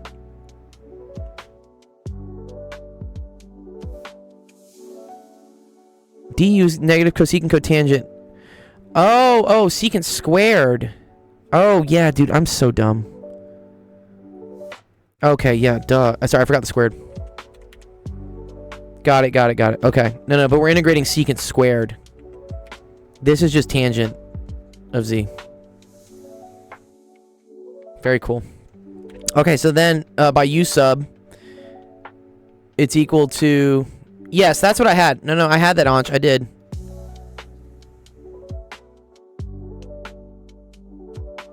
So this is cosecant z, tangent of z, minus integral of v du. So this is negative cosecant cotangent cosecant z. Yep, that's what I was doing, Anch. Yeah, I didn't want to do the partial fractions, though. It was looking ugly. This might be cleaner. Because I think once we're here, this is probably sine and cosine land, right? Because this is negative 1 over sine. Cosine over sine. Sine over cosine. Right? These cancel, right? dz. So then it's just literally the integral. So it's cosecant z tangent of z plus the integral of cosecant of z dz, and then cosecant... Oh, sorry, I need the integral of cosecant.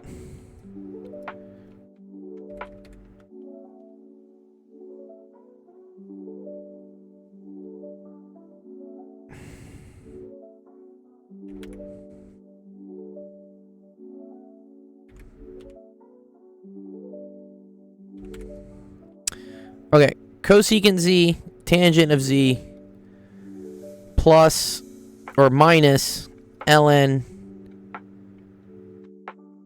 of cosecant z plus cotangent of z.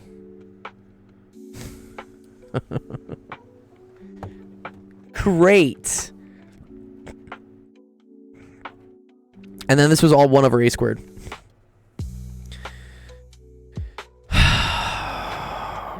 And then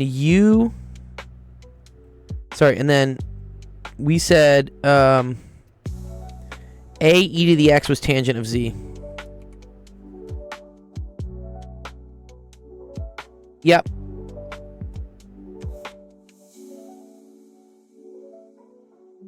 Cosecant tangent is just secant. Agree? Yep, because this is 1 over sine. This is sine over cosine. Very good. Good call there, Anch. This is 1 over cosine, which is just secant. So secant of z. Minus that. But ae to the ax was equal to tangent of z, is what we said.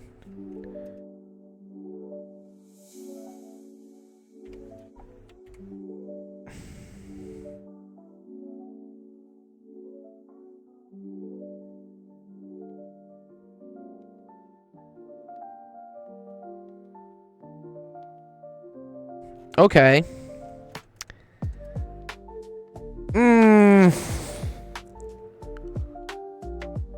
So do I have to build a triangle then? So opposite over adjacent. So this is a e to the ax. This is 1. So then this is the square root of 1 plus a squared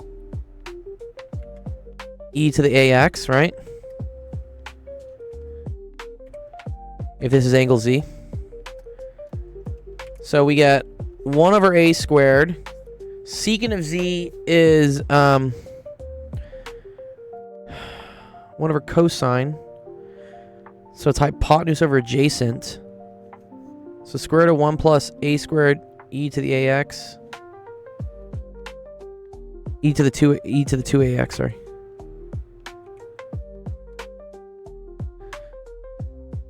Over 1. Minus the ln. Cosecant is going to be square root of 1 plus a squared e to the 2ax over a e to the ax plus cotangent, which is just going to be 1 over a, or just, yeah, 1 over a e to the negative ax. Great. How does that answer the original question? Determine the perimeter, dude. Dude, what the shit? Is this the answer? What's up, Ethan, dude? I'm sorry for the interruptions, man. I'm really sorry. What's up, dude? I'm telling you, I just did that take home test. How'd it go? It was 30 questions and 45 minutes. I took literally all the time, and I submitted like somewhere near the last second. The only thing that like had me questioning was like 2 questions. Like, I mean, it was not explicitly stated, so I decided to use ChatGPT. But then on other sites, it was giving off different answers for one of them. So it's like it was a kind of a conflict between the 2. And when You gotta go with your gut. Yeah, so you know what I did? What my gut said? It said go for the first answer, and I just chose the first answer. I didn't know if it's correct. Oh, nice. Oh, thanks, Demi, by the way. Demi says I got an 85 on my Calc 2 test. Thank you for the questions, for the help, bro. Yeah, of course, Demi. Yeah, Sorry, what's up? What's up? It's okay, but yeah. The teacher can view my screen, so I don't know if I appeal. He said it was take home, so I think I can argue correctly. I mean, I have spent a suspicious amount of time on one question. That's okay. But I believe that the professor could make it slide. It's just I don't even know if I'll get 100. You know, I think I'll get like As long as you did your best, dude. Yeah, I did. Okay. Nice. I think. Oh wait, I forgot to tell you. I forgot to tell you. You remember the good grades? Has been happening? Yeah. Oh my gosh, I really haven't been keeping track of that. Submit a screenshot, Will. Listen, Submit your grades. Submit your grades. Listen, man, I forgot to tell you, I was supposed to submit this by last month, and I kept telling myself I was going to do it, but then of course it never happened. But I took a test. I took a math test specifically. And to be honest, I almost didn't finish it in time, but I did. And then when I thought I wouldn't have gotten max points, I did. And I even broke the limits of a 100. I got 116. Nice. I could show you, but that's from last month. So to make that up, yeah, just show me something from this month. Yeah, to make that up, I'm getting a math test Thursday, I believe. Okay. Yeah, Thursday. So I don't think I can ask you a question on Wednesday because I got a job, remember? So, but I will try my best. I will try my best on that test so that I can submit it to you. And I have my midterm report card to show you, which good. It's not bad, but yeah, dude. What's up, Penn Center? Pencer's saying Ethan the OG, dude. Yeah, shout out to Penn, dude. Thanks for coming by, Penn. Penn's got a stream on an hour and 20 minutes after this. He's gonna help out doing some data science and maybe answering some other questions. Dude, this ChatGPT says I feel like I'm finally on the right track. Come on, chat. This is a horrendous question. I think we did it the right way though, but the answer I got is like kind of sussy. It's like this. Yo, Actual, what's a tip you have for people in their undergraduate looking to go to higher education or graduate school? Don't. No, okay, no. I mean, all jokes aside. If you want to go to grad school, especially if it's in STEM, thing to do during your undergrad is to get involved with research. So, I don't know, what type of grad school do you want to go to, Faizan? You want to go to math grad school? Is that what you want to pursue? I forget what you're in, what type of field. But in general, yeah. Okay, cool. Math grad school. So, yeah. In general, with all graduate degrees, it's less about taking classes and it's more about doing research. So getting yourself familiar with helping out with research as an undergraduate is a great way to prepare yourself for being able to do well in graduate school. You do need good grades as well. So for sure, there are things like the subject GRE tests you have to take, and you have to score a certain amount in order to... thanks, Will, for submitting. I see it. For being able to get accepted. But in general, trying to get involved with research early on is a golden ticket for getting into grad school. Yeah. Just bomb my physics 1 midterm. I'm sorry, dude. No. It's okay. You still have the final. Yeah. If you want to know specifically, again, so I went to physics grad school. So I think it's similar for math. I'll let my other math PhD friends chime in here. So Penn, for instance, has probably sat on like admissions boards, I'm guessing, for maybe some math grad students. Or Zach. Zach just recently got his PhD in math this year, I think. Was it this year or was it last year? When did Dr. E to the 2i pi become Dr. E to the 2i pi? Do you know perfect number? I don't know perfect. What the perfect number? Isn't it 67? That's dope. You kids. All right, here we go. All right, this tried to do it. All right, the perimeter is the... Oh, look at this. Look at this. We forgot that it's the perimeter plus the two sides plus the arc length from 0 to b. Yeah, and this integral is ugly as sin. Yeah, look at this. Dude, ew. Ew. Oh, man. Okay. Oh, it's sum of factors? Okay. So, yeah. So the perimeter... Yeah. What the hell, dude? What the hell? X is equal to B? Yeah. Baby boy 6'7". Okay. Alright, this is at least the arc length. I think we got a similar answer to them. This looks pretty similar to what this is. I want to say it is. Maybe it's not. Yeah, and the last term is the arc length of the exponential curve. Okay. Cool. B plus 1 plus e to the AB. Clip. I don't have that set up yet. Yes, I know a lot about taking the SAT, for sure. And if you want to do well in the SAT, I actually have a couple like TikTok videos that are... That was like calculus from hell, dude. It's technically calculus, but I mean, I don't know. But yeah, if you go to my TikTok, I have a couple of videos about taking the SAT, at least the math section. Yeah, so this one, like 4 equations to memorize for the SAT. This kind of goes over some things that can really help you answer questions quick. And then also, this one's like how to speed run the SAT. Just some like fun little tips for how to get through the questions quickly. And get them correct. And get great scores. So go check that out. It's on TikTok. I'm going to mark this question as done. Because I don't want to work with it anymore. And I think we've demonstrated. So good job, Hi. Yes, I do have a YouTube. Yeah. Just look up Actual Education on YouTube. I have tons of physics videos as well on YouTube. YouTube will strike it. Me opening my own videos? Why? I can't open my own videos on YouTube? They're mine.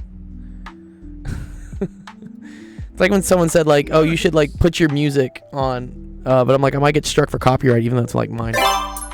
It's happened to a lot of people. I don't understand why like YouTube would get mad at me opening my own videos on YouTube, but whatever.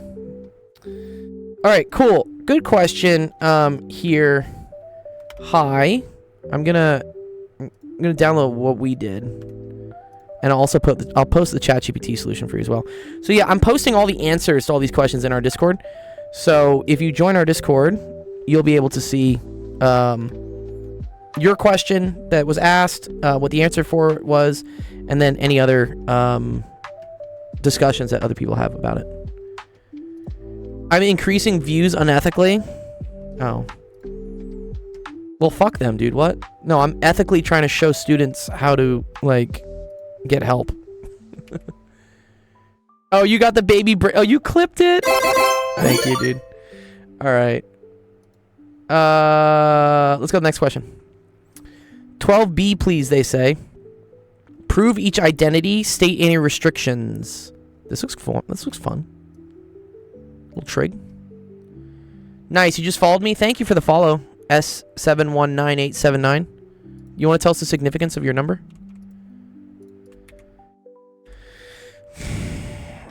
Okay. Sine squared minus cosine squared minus tangent squared of alpha is equal to this.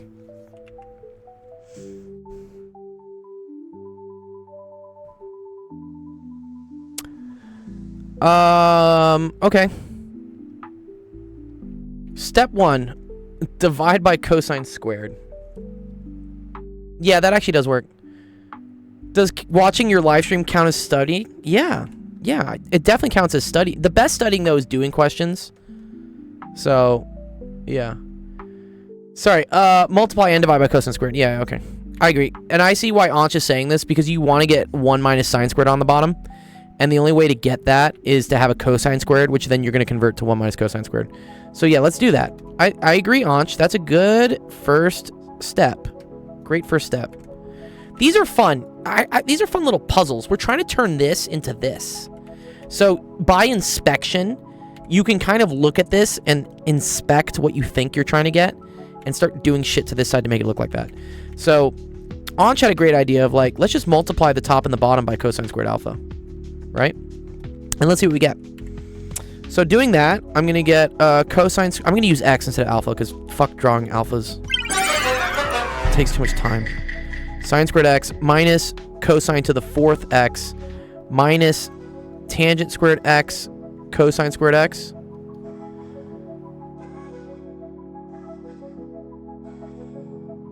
Yeah. I just solved a PDE and did linear algebra, and I'm not confused what class this person is taking. This is probably pre-calc.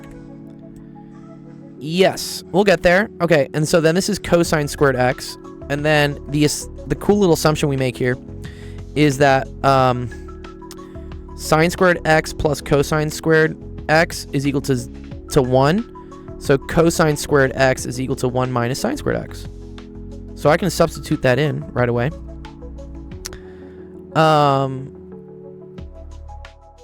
Okay, and then there's some cool things here. So,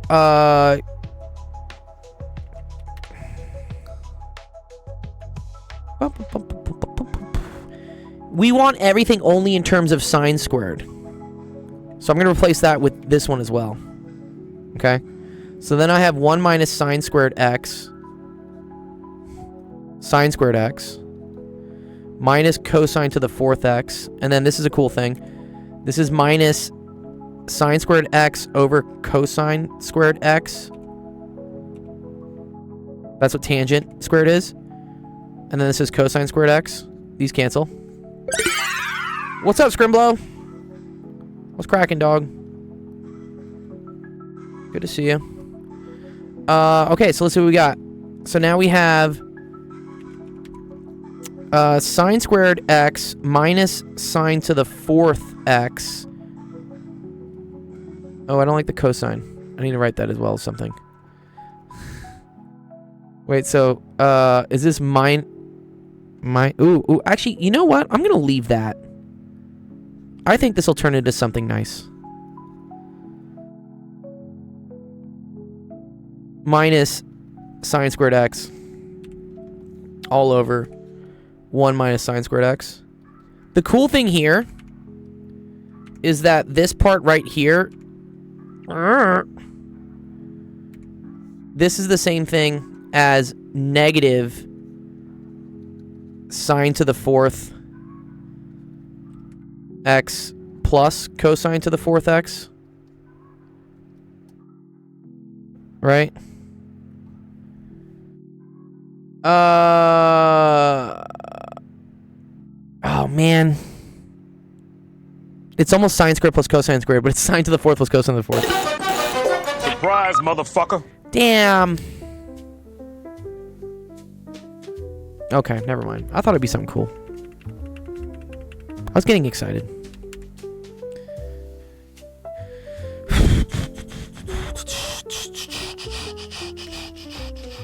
Alright, cosine to the 4th x is equal to 1 minus sine squared squared.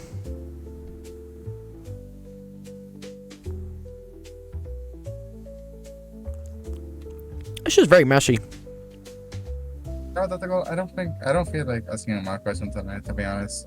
Okay, that's all good, dude. To enjoy my life. Yeah, enjoy your life, dude. Go play some Mario Kart.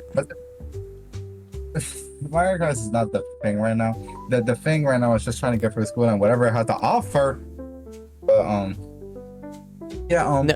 I think I'll initiate the plan soon with like writing down those fill in the blank questions and the short answers so that I can help process my information.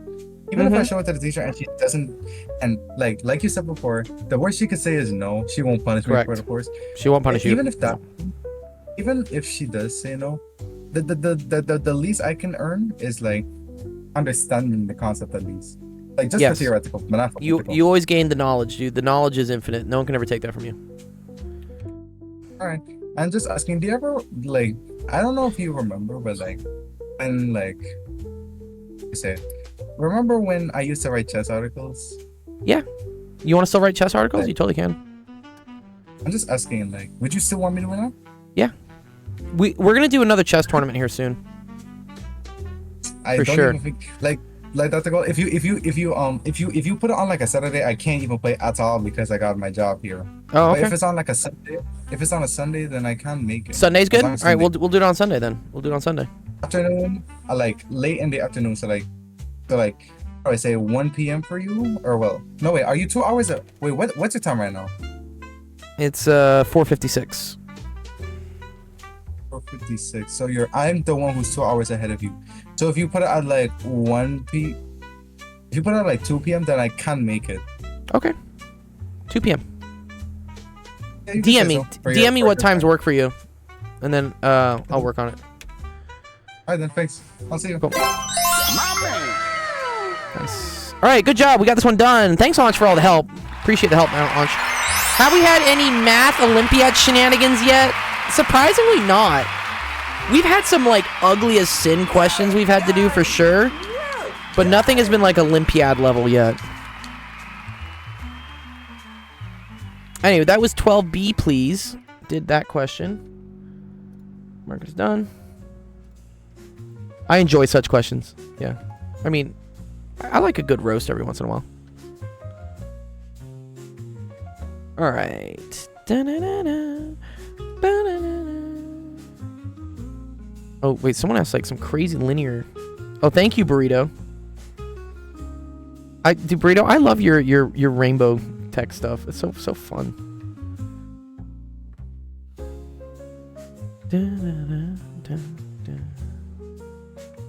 Nice. Burrito, do you want the math god role? I'm pretty much gonna call you an educator at this point because you've helped out a lot. Do you want math god or physics god, or do you want both?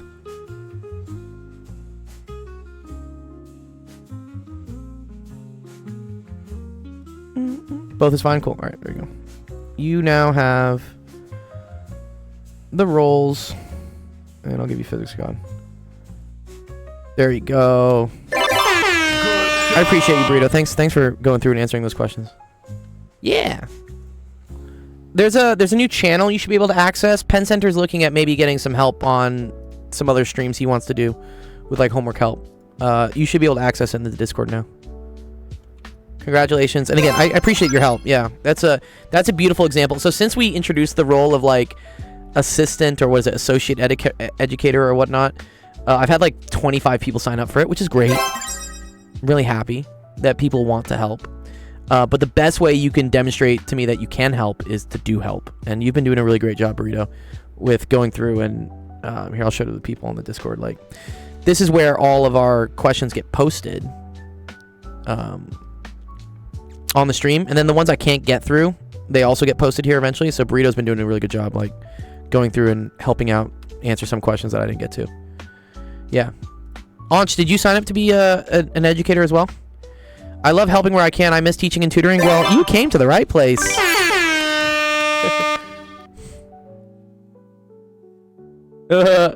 I'm not calling your stream boring. By the way, listening to you solve problems in the background is great nap background noise. Nice.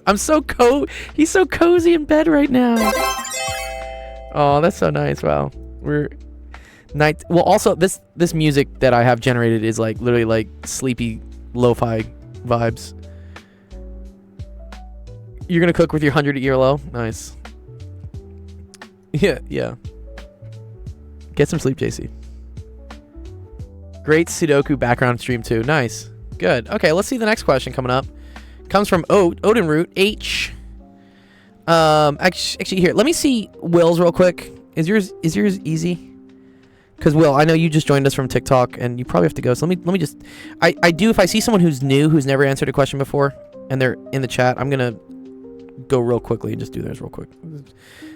Just stay with me real quick. Let's see. So Will, if you're watching, I'll do this for you real fast. Okay, a contestant on a game show spins a wheel that is located at a plane perpendicular to the floor. He grabs the only red peg on the circumference of the wheel, which is 1.5 meters above the floor, and pushes it downward. The red peg reaches a minimum height of 0.25 meters above the floor and a maximum height of 2.75 above the floor. Sketch 2 cycles of the graph that represent the heights, and then determine. Oh, this is a great one. This is a good, cool little sign question. Yeah. So let's draw like a little graph, and let's like try to like see what's happening. Okay. So we know that the minimum is equal to 0.25. The max is equal to 2.75. I'm not even thinking. The picture, like, I don't know what the fuck's going on with this wheel. It just seems weird. Oh, I get. Oh, it's like a Wheel of Fortune thing. But oh wait, what's that? What's that game called? Price is Right. It's like a Price is Right wheel. I think I see what you're saying. I think it's like this. Yeah, someone's spinning a wheel like this. And they're saying that the highest point is like somewhere up here and like the lowest point's down here. And then like the red peg is something like this. Okay, I think I understand what's going on. Okay, but regardless of this like goofy ass picture, if you can just extract the math parts of it, we can kind of procedurally figure out what we need to do. So once you have the minimum and the maximum of a sinusoidal function, you can figure out what's called like the midline. And the midline is always just in between these 2 points, which is the average of the minimum and the max. So you're going to say 0.25 plus 2.75 divided by 2. So 0.25 plus 2.75 is 3. 3 over 2 is 1.5. Right? So this is nice. So already, I know my midline is here. Let's just call this the mid, right? And then we're going to draw like some dashes on it. Okay. And then the maximum is located up at 2.75. So let's put a max up here. Say this is the max. Then we'll do min. Do you have the McGraw-Hill Grave 12 textbook? I don't, but if you want to take a picture of a question that's in it on your phone, there's a website there, actualofficehours.com. I can probably answer whatever questions in the screenshot. All right, this was at 1.5. This is at 0.25. This was at 2.75. Excellent. Okay, and then here's the cool thing. They say they grab it, which is located at 1.5 above the floor, and they push it downwards. Okay, let's assume that this is time. And let's assume this is like height. Okay, so when time is equal to 0, they're actually grabbing it right at the midline. Do it right now. No, if you add it to the queue, I'll get to it eventually. There's kind of a line of people asking questions. But even if you have to go, Sophie or Soph, submit it anyways. Get it in the queue, and if I don't get to it during the stream, and we have an hour left, I can probably get to it. But if you have to go, also make sure to join our Discord, because the question will be answered, and the solution will be posted in the Discord. And then you can go back and watch the recording to see how it was done. Wait, bro, are you actually teaching math on Twitch? Yes. Yeah. If you need help, you came to the right place. Yeah, go submit a screenshot. I'll go over it. Is this physics? No, this is pre-calc. Yeah, and then there's the Discord too. Let me know if the link doesn't work. Some people are saying it was being weird on mobile. Okay, so it's here, right, Will? And then I know I push it down. So that means the graph is immediately going down. So it's going to do something like this, right? And then it's probably got to come back up to its original point. And then it's got to come up to a peak. And then it's got to go down again. And then it's got to go to the lowest point. And then it's got to come up. They want you to graph 2 cycles. Is that what they wanted? Oh, this is annoying, bro. What? Oh man, this is super long. Okay, wait. I'm gonna make this a little bit shorter because otherwise we're gonna run out of room. Okay.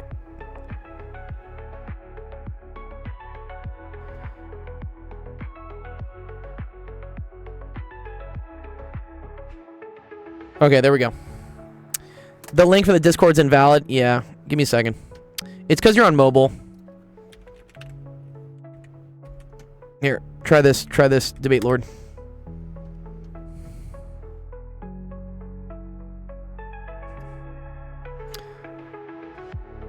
Okay, that's 2 cycles. The reason why it's 2 cycles is you want to always return to where you were, which is I was at the midline, but you also need to be doing the same behavior. So here I'm at the midline moving down. So this is not a full cycle because here I'm at the midline moving up. Here I'm at the midline moving down. So this is 1 cycle. And then, oh, actually, sorry, we didn't need to draw all this. Sorry, let me get rid of this.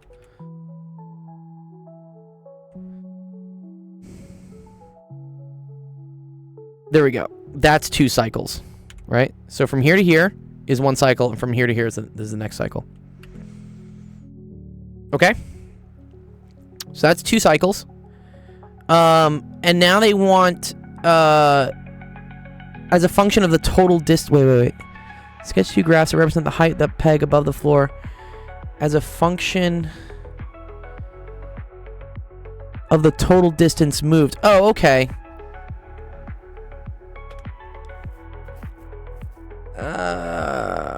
Oh, very interesting. Okay. They're being tricky here, by the way. They are being very tricky here. Okay. So, it's a circle. Exactly, Jeff. So, when you have the peg here, which is at the midpoint, and it goes around and does 1 cycle, okay? How much distance has it moved, right? So if the peg here, right, gets, and the wheel spins around, and it comes back to its original position, the total distance it moved is equal to the circumference of this circle, right? So, in this case, the quote-unquote, like, period, it's not the time, it's the circumference. Period refers to what needs to change in order for you to return back to your original position. Most cases, this is a time. You say, like, something is here at 1 second, and then it takes another 4 seconds for it to get back to that same position. So you say the period's 4 seconds. And, yeah, exactly. So, yeah, here's how you find the period. So the period, in this case, is not a time. It's not a time. It's a distance, which is weird. I've never seen this before, Will, by the way. This is actually pretty cool. But it's whatever this x-axis is. It's whatever is evolving the position of this thing. In this case, it's how far the thing has moved. Usually it's time. Usually it's as time moves forward, my position oscillates. In this case, it's how far I've moved is now showing, like, what height I'm at. Okay, so the period's equal to the circumference. And the circumference for a circle is equal to 2 pi r. Alright, so if we want to figure out what the radius is, notice that the radius is the distance from, like, the midline to the top, which is the difference from here to here. So this is equal to 2 pi, and then this different distance is 1.25, right? Because at the midline, right, when you're at the middle of the circle, you're 1.5 meters off the ground, and then when the dot goes all the way to the top of the circle, you're now at 2.75. So that was a total change of 1.25. Does that make sense why the radius is 1.25 for the circle?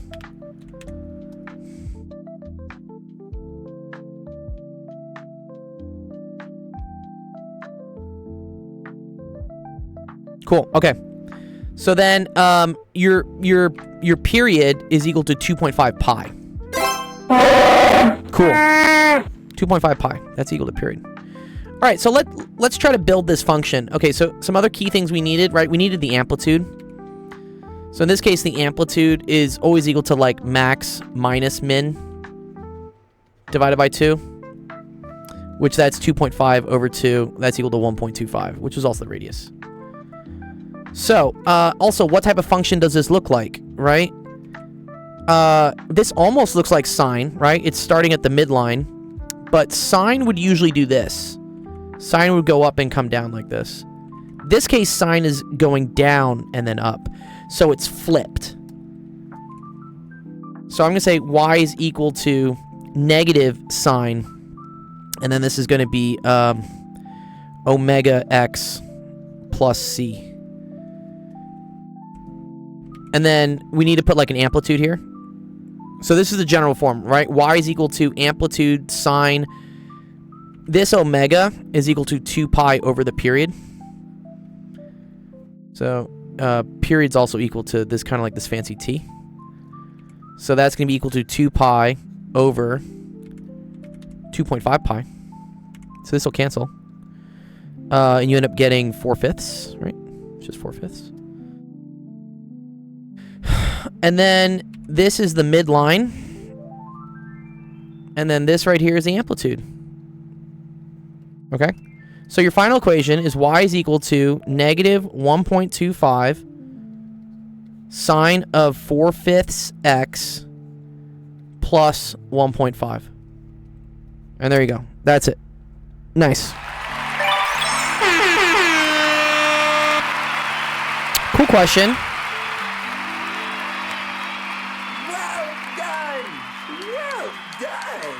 Now, if you wanted to what's the 1.5? The 1.5 is the midline. So that's like the vertical displacement, right? Sine usually starts at y equals 0. Here I need sine to start at 1.5.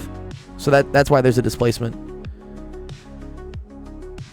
And then, again, if your teacher wanted you to label this, right, you know this is 2.5 pi. So then this must be 5 pi.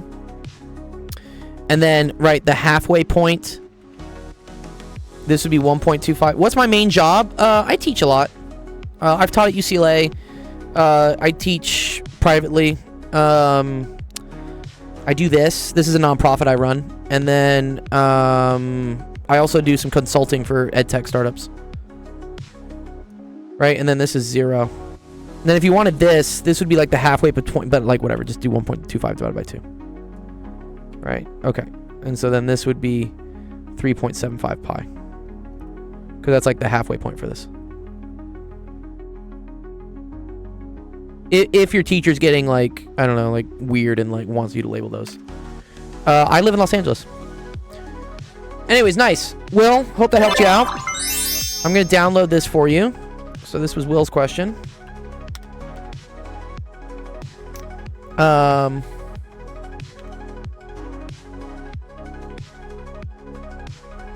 then what you should see, Will, if you're a part of our Discord, is if your question will show up here in the homework help channel. So let's see. There we go. There's Will's question.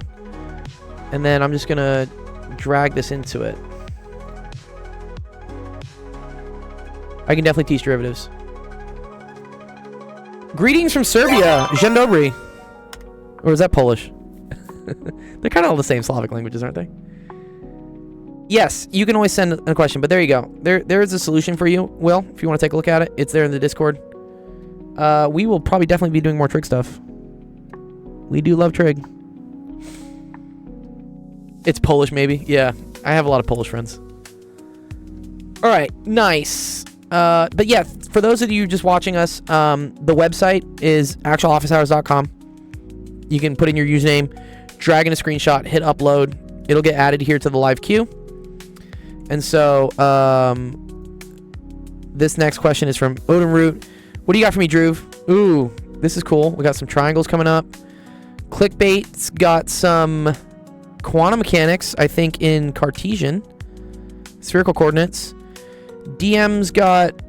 This looks like a biology question coming up. This is a high school question, and then physics. I love physics. Cool. Yeah, this is diffraction interference. Yeah, I do all sorts of stuff. I do anything math or science. I say middle school up through college. And if I can't do it, I have an awesome team of other partners and friends who also love to teach and know different things, and they can sometimes fill in for me and help out. Because I don't know everything, but I know a lot of things. Like, I might get screwed on this one, honestly. Odin, dude. Odin, bro. I benched 245 today. Here, I got a picture of it somewhere here. I'll put it up for him. Odin loves talking about my gains. Where is it? This is our Instagram. ChatGPT is also useful, 100%. Where is it, Odin? Let's show you. This was my weekend. I had a lot going on this weekend. There we go, Odin. Odin, I hit 245, dude. For 4, by the way. I did 245 for 4. Big muscles here, dude. Okay. Use cylindrical coordinates. Boo, this weekend is Peruvian Chemistry Olympiad, and my pupils just caught the flu. Oh, no. That sucks, dude. Are they going to be able to compete? Or are you going to, like, drag them full of, like, Tamiflu and be like, yo, you have to do this? The weather in LA is beautiful. I think it's literally probably 70 degrees. The volume of the region between the XY plane and the cone z equals square root of x squared plus y squared over the disk 0 is less than 4. Do not solve the triple integral. Yeah, that sucks, dude. Alright, let's do it.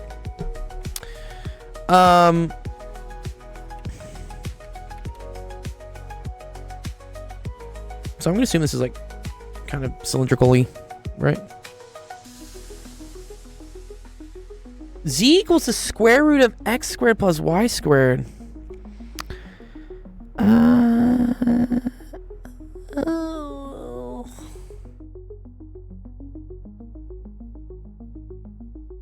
Oh, this is z squared equals x squared plus y squared. Oh, I see.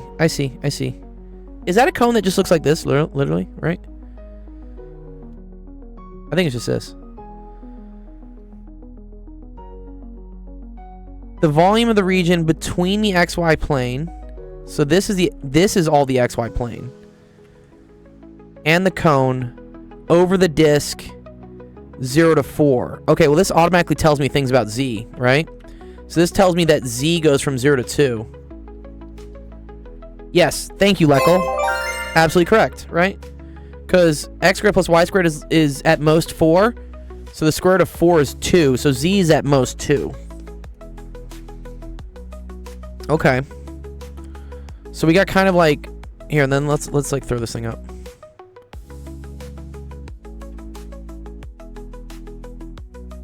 Oh, I don't think this is too bad then.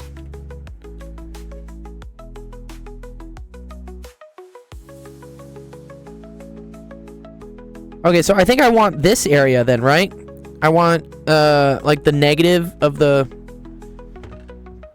whatever, the ice cream cone between the XY plane and the cone. Okay, cool. Volume.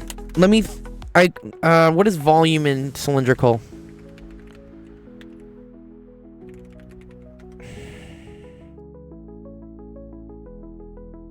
Here it is. Seems legit.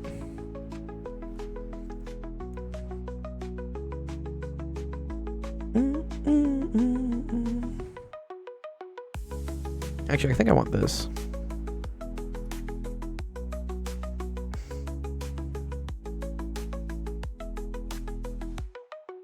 Okay.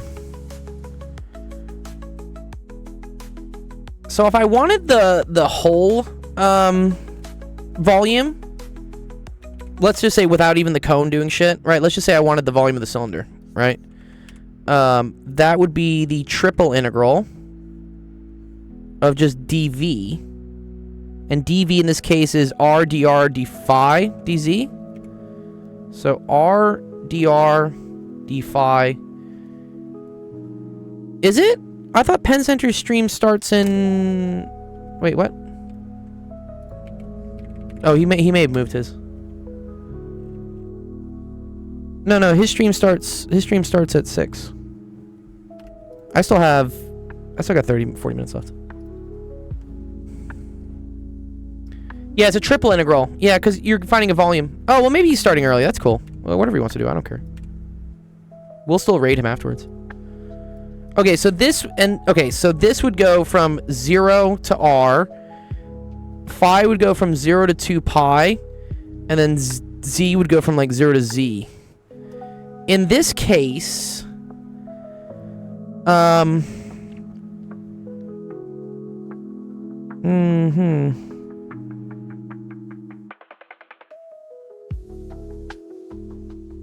appreciate the resource. My office hours are at inconvenient times. Yeah, they can definitely be like that.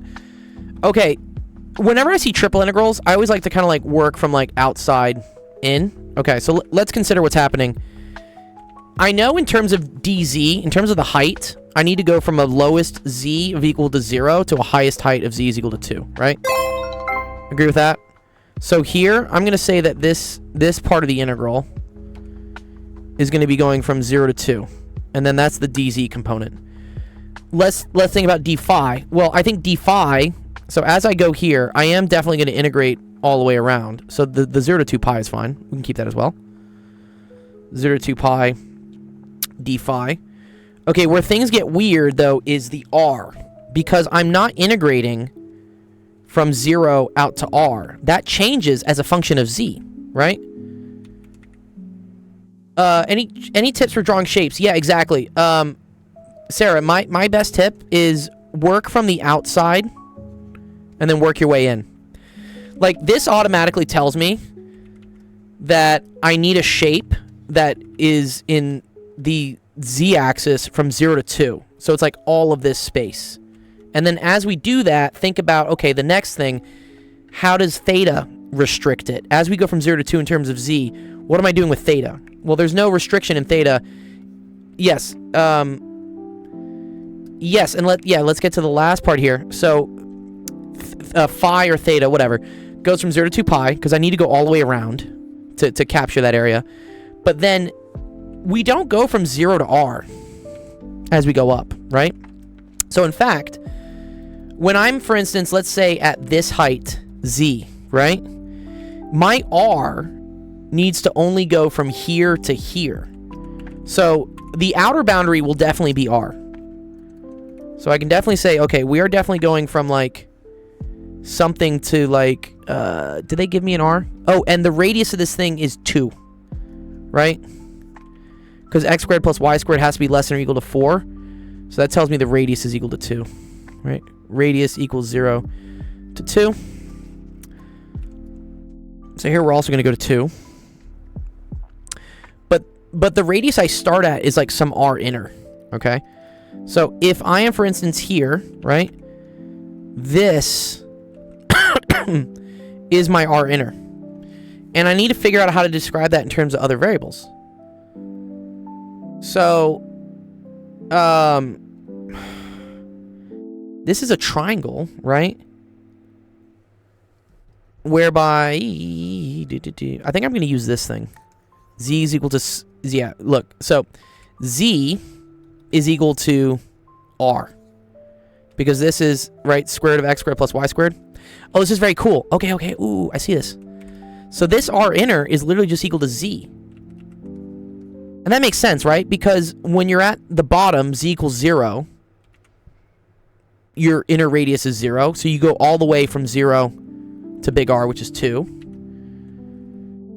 And then when you're all the way at the top, right, at 2, when z equals 2, now you're going from 2 to 2, so there's no real area there. Okay, this is very cool. Now, does that make sense, Odin? This is going to go from z to 2. It's going to go from z to 2. And then that's RDR. Gold, who are you spending winter with? Myself? Are you asking if like I have a girlfriend? Like what are you asking, dude? I'm not gonna go see my family. No, we're gonna meet in like January. A lot of my family's in some sort of like medical healthcare thing, so it's very difficult for them to get off Christmas. Because I think, yeah, 2 of my sisters are nurses. My dad's a doctor, and then like another one of my sisters is a doctor. So like we can't really get Christmas off. Does that mean more time to stream? Yes and no. I think I am gonna take a little bit of a break once the school year ends, or once like the winter whatever quarter ends, just to like kind of like catch up on things. Didn't you have a date? Did I have a date? I can't remember last time I had a date. Probably a couple of months ago. Anyways, I can definitely help with rotational kinematics. Joke says, when evaluating triple integrals, if I have a constant, I can pull it out of the integrals, correct? Yes. Yeah, numbers you can pull out. Also, if I'm doing U-soup and I have to change the bounds, do I have to change 1 or 3 bounds? No, you just have to change the bounds of the variable you're messing with. This is cylindrical, yeah. Okay, cool. Nice. Good job, Odin. That's a really cool question. Nice. I appreciate it.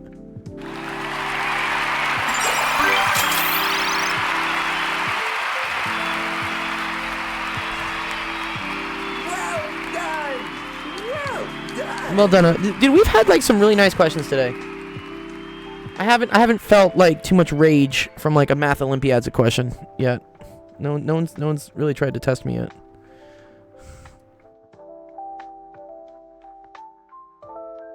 Nice. We should play a lot of games. Yeah, we should play a lot of games. We probably will.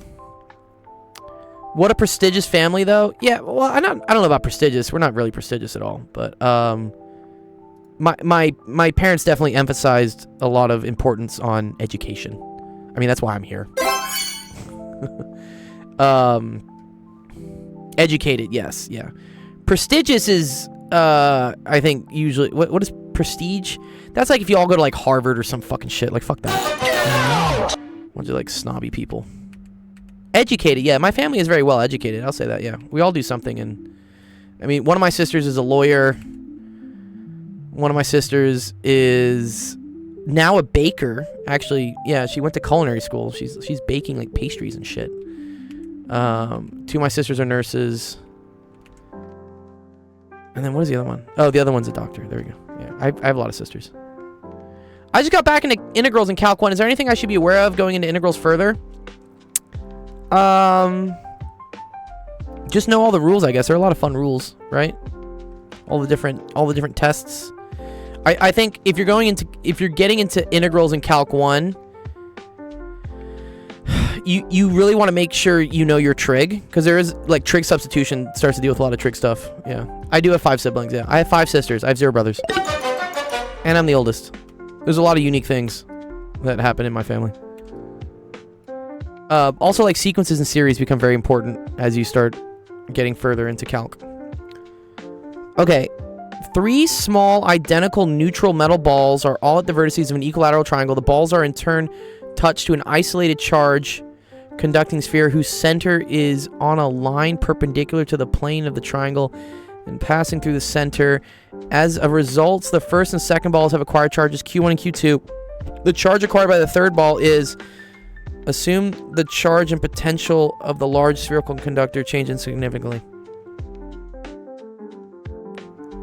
What's up, Bree?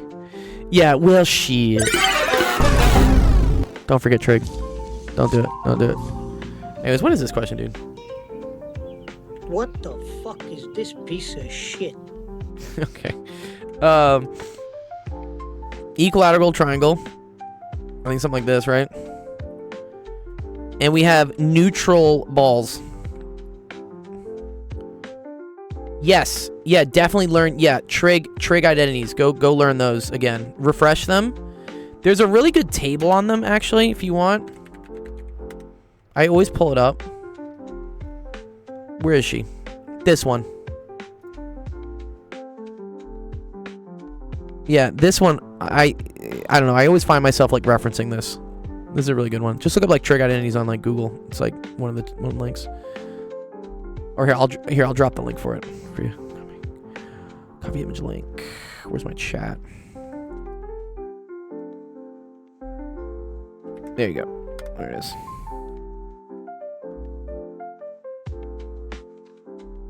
Leckle thinks the answer is B. Well, let's see.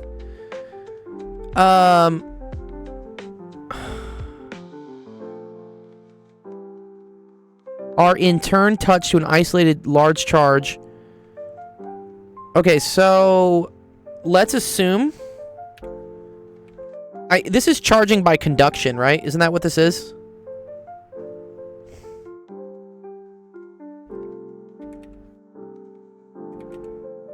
And it's isolated, so okay. So you have am I done at 6? Yes, 29 minutes from now I'm done. But we will be streaming tomorrow. And if you're watching, make sure you go to the website actualofficehours.com. You can click on the streaming schedule here, and you can see the next time we're streaming and the next time other people are streaming. So, for instance, Penn Center is going to be doing some more help. If you want to help with him, this is where he's going to be streaming.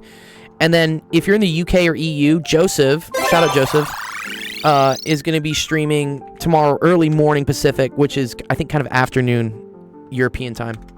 But he's on Twitch as well. So, go to the website, check out the calendar. You can find out all the different times other people are streaming. All right, let's assume this has like a big charge Q. All right? And let's say we take this big charge Q and we go and we touch it to this one. Okay, when we do that, okay, these charges are, because this is neutral, it has a charge of 0, the charges will equilibrate, which means they will try to like average each other out. So now, and let's say this is like charge 1, charge 2, charge 3. Charge 1 is now going to take on half of the big Q. So this will be Q over 2, and then Q over 2 will be left on this. Okay? Alright, now I'm going to go move it somewhere else. Let's go take it and hit it with this charge. Okay? This again has a charge of 0, so it's going to take half of that. So this is going to be Q over 4, and this is going to be Q over 4. And then finally, we're going to take this and touch it to the third one. And then this will have Q over 8 in order to average out with what's left here. Q over 8. Okay. The charge required by the third ball is, well, it's Q over 8, which is technically Q1 over Q2.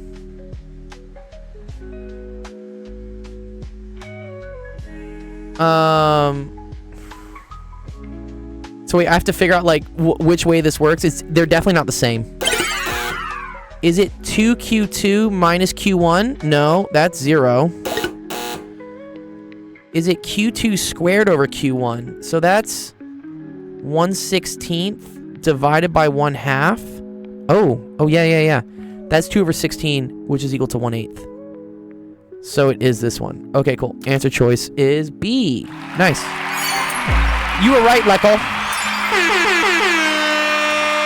Does that make sense, Drew? Yeah, it's just every time you touch it, the charges equilibrate. But this is do you know about charging by induction, Drew? This is different. This is charging by conduction, which means the things touch each other. There's also like charging by induction, which is if you just get stuff close to it, you can kind of like induce charges. It's a really cool concept. If you don't know it, let me know. I'll explain it. Droove.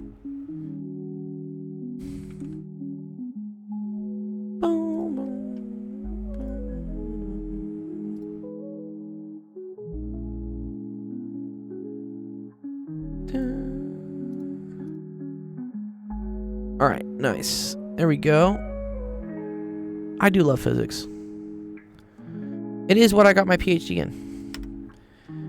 But yeah, the other cool thing to do would be charging by induction diagram. And this is pretty cool. Here, let's just watch this like real quick. It is pretty fun.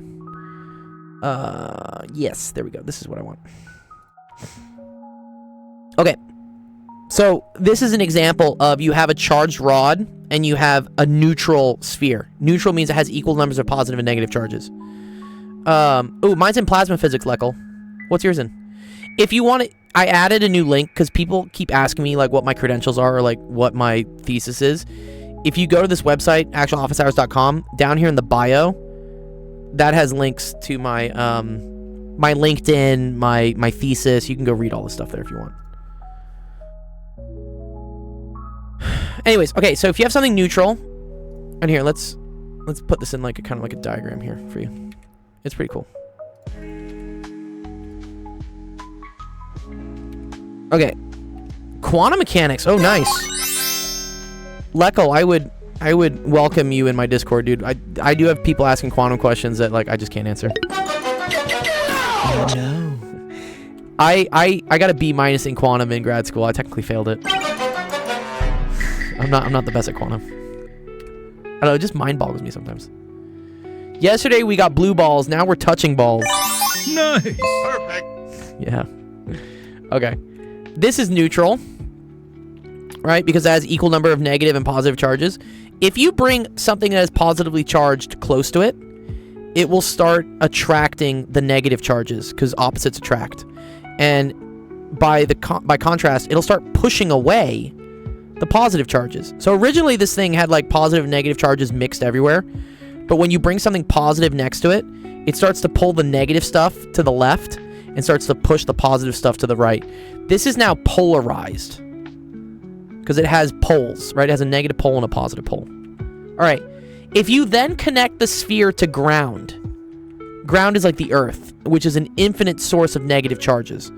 Now what happened is that all these positive charges that don't want to be next to this other positive rod that's coming close because they're scared, they run away to the ground. And so this thing ends up being negative. And now what happens if you then disconnect this ground, now the positive charges can't come back. So you've like cut off their path. So once you bring this positively charged rod away, now the net charge is negative because we scared off all the positive charges. If you left it connected to ground, the second you pulled this thing away, all the positive charges would have rushed back in. So yeah, it's a pretty cool concept, but that's how you can charge things without even touching them. You just kind of like force them to move, and then you like cut off their return. Okay, I got 23 minutes. We can still do some clickbait. What are you gonna do? What are you doing to me, clickbait? Yo, speaking of quantum, Leckel, you wanna help me here, dude? Speaking of quantum, this is quantum mechanics. By the way, I never understood what ground is. I understand it's a potential of 0 volts, but like, is it actually the ground? Because I've seen diagrams showing it literally stuck in the ground as ground. Yeah, the Earth is literally ground. Really, what we like to think of is that the ground is... The Earth is just an infinitely neutral thing, so it has an infinite source of positive and negative charges in it. So, if... and it's able to like absorb external charges like really easily. It's like a juggernaut. It's huge. Physics is a shit. Physics is a shit, dude. Yeah, hell yeah. Dirt does it conduct electricity? If there's a high enough of a potential, it does. That's what lightning is. You're right. In general, it does not. But if things want to go there, they will. Speak of the devil, and it shall arrive, I guess, right? Yeah, Bree. This is quantum mechanics. Prove that LZ is negative IH bar DD phi. Use the chain rule. Okay, so wait. L is angular momentum, no, right? Is that the momentum operator? L squared. Is there also like why are they putting a dot above this equal sign, dude? This is suspicious, dude. What's the dot over the equal? Is it like kind of equal to it?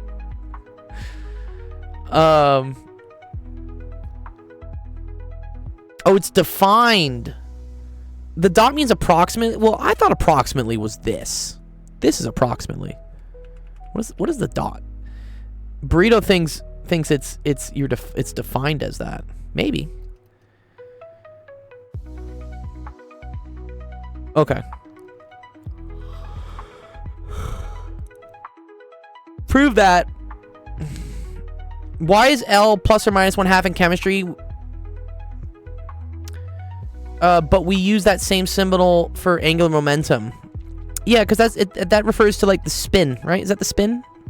Spin of an electron, right?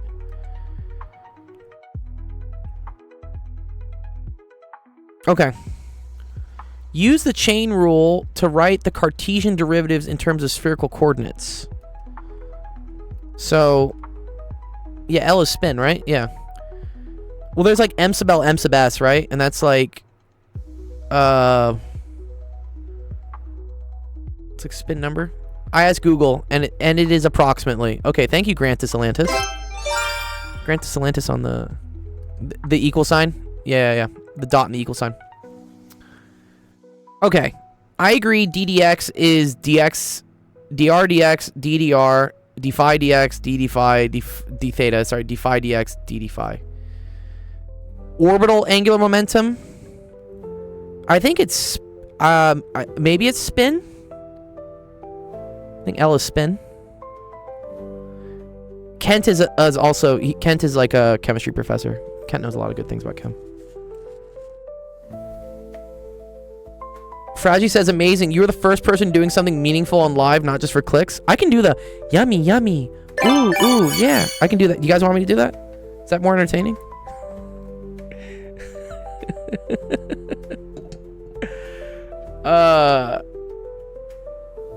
Z component of the angular momentum operator. Oh, okay, fuck. All right. Okay. I'm trying to understand what's going on here. Okay. So R is equal to this. I agree. Theta is this. This is how we go from spherical, right? Because theta is equal to the arc cosine of Z over R. Cool, and this is Z, this is R. And then phi is equal to the arc tangent of Y over X. Right, because if you do Y over X, these cancel. You get sine phi over cosine phi, which is tangent phi. Arc cosine. Cool. L is spin because spin is defined as the rate of which state changes. Okay. I'm going to trust Leckel because he has a PhD in quantum mechanics. Mine is only in plasma physics. All right, so we do... So wait, the question here, are we just going through this clickbait or is there a question to it? Oh, am I supposed to like substitute all this shit into here? Is that what they want you to do? That's just fucking cruel and unusual. This is, I would say, upper division college physics. Probably, maybe first year graduate school. The proof, yes. The proof, Sam. Okay. All right.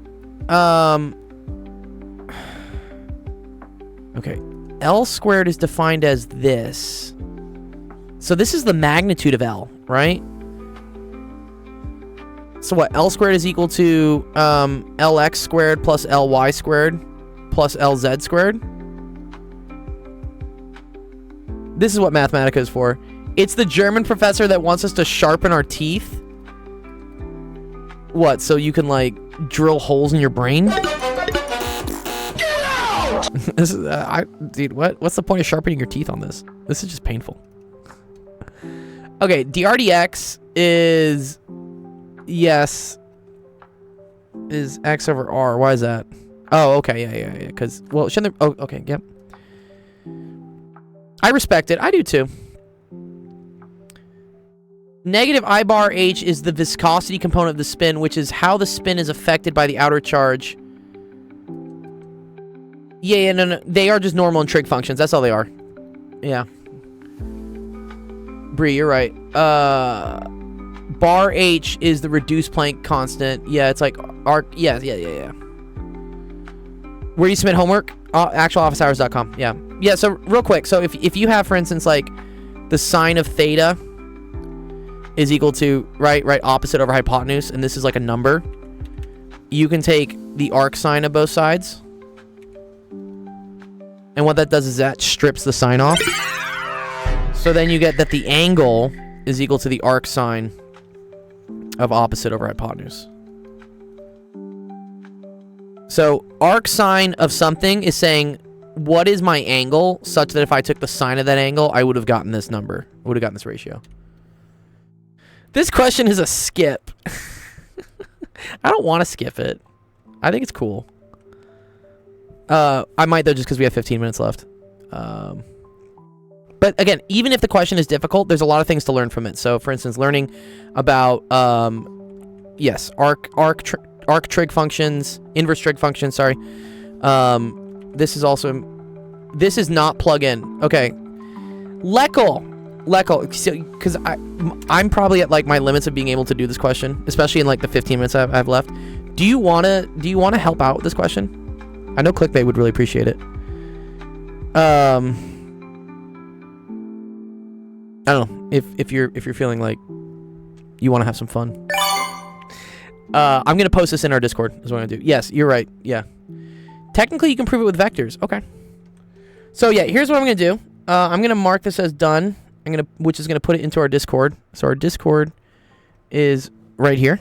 So if you go to Homework Help, this channel right here, Homework Help, you'll see the question get posted, which is, where is it? There we go. And here's this question.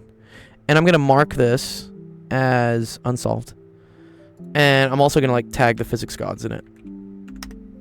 So if they want to like take a stab at it.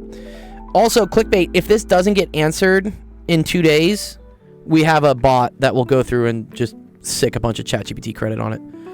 That's been happening with a couple questions. Yeah, this one, for instance. Actually, oh no, Joseph, you answered this one. Oh, thank you, Joseph. That's really cool. Yeah, this is what I love. I love that you guys are going through and like helping answer things. 555. Oh, you tried to answer this too? Fuck yeah, 5K. Thank you, dude. You guys are great. Yeah, I love this. I love when my community just is being helpful and stuff. You can always skip mine. I'm gonna grind through it. Okay, that's okay. All right, we got 13 minutes. Let me see what I can get done. We got 4 left in the queue. All right, next one is from DM's Scrader. Oh man, what is this? This looks like biology.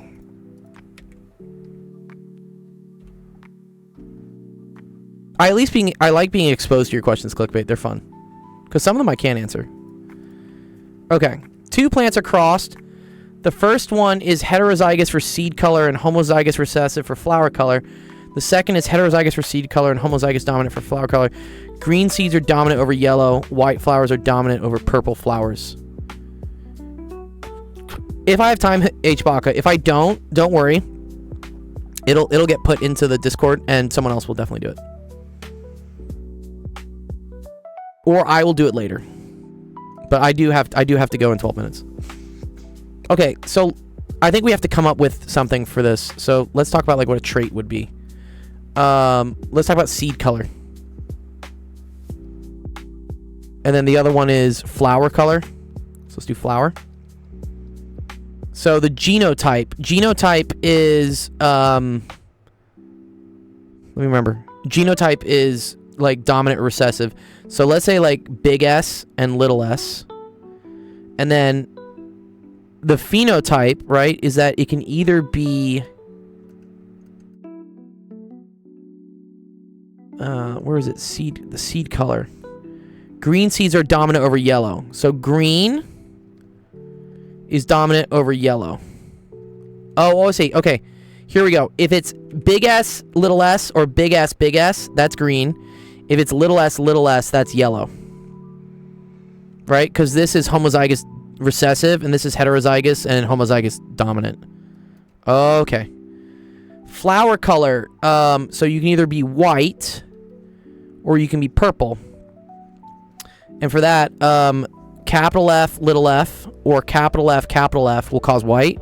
Little f will cause purple. Very cool. Okay, the genotype for parent 1. Okay. The first is heterozygous for seed color. Okay, so this is S, little s. I think I want to do it this way, actually. Sorry. I think I want to do it this way. I want to say S, little s. Oh, my little s is gonna look weird. Fuck. Let's do this. Let's do that for capital S. Little s. And then it's homozygous recessive for flower color. So that's little f, little f. And then this one is heterozygous for seed color. So that's big S, little s. And homozygous dominant. So then that's big F, big F. You use dollar signs. Oh, that's a smart idea. You mean for capital S? Yeah, I'm gonna help with this. Okay. So, you could have big S, big S. You're just foiling is what you're doing. You could have big S, little s. And then you could have... Almost done, boss. Yeah, I know. We're getting there. Wait, wait, how does this work? I don't want these to cross with each other. Fuck, wait, how does this work?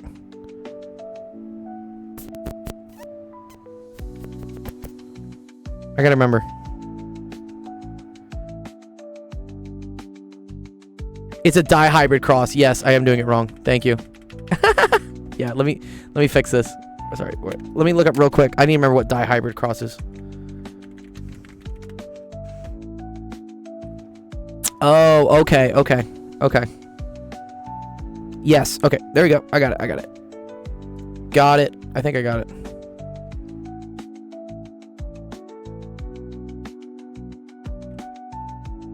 Find the gametes and then cross them. So, and wait, this is like the one person and then the other person, right? Ew, Punnett squares. Yeah, okay. So this is like, I think like plant 1, right? And then this is like plant 2.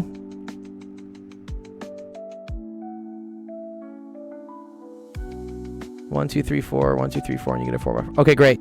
So, parent 1 has this genotype, right?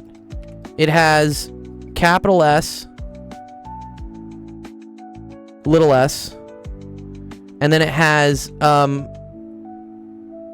big F, and then the other one is capital S, and then it's little f. Okay, this is the foil thing they talk about. So you can either have this with this or this with this. It has to send one of the S genes, and then it has to send one of the F genes. So and those are gametes. That's how like babies are made. Like, you send like a package, and there's like a random selection of packages you could send. Right. So here's all the possible ones. So you could have big S with big F. You could also have big S with big F, because that's with this, and then that's with this. Then you could have little s with big F or little s with big F, right? Okay? This one, big S with little f, big S with little f, little s with little f, little s with little f. So you're doing that one, that's these two, and then you do this one. I can see these two. Okay. Now I think I see what you do. You put all the gametes for parent 1 up here. So this is big S, big F, big S, big F, little s, big F, little s, big F. This is big S, little f, big S, little f, little s, little f, little s, little f. And then you cross all them. So then this is big S, F, little f, big S, big S. Oh man, I'm gonna say so many F's and S's, dude. I'm gonna like lose my fucking shit, dude. Here, what? Oh man. Okay. This is probably gonna be the last question because it's just kind of a pain. Do you understand how I'm doing this, DMs, by the way? So for instance, I'm taking this one with this one. So you have, you do all the S's. So this is big S, that's why this is here. And then it's big F, little f. That's why I wrote big F, little f. It is very tedious. It's incredibly tedious. Yeah. But sometimes schoolwork do be like that, you know?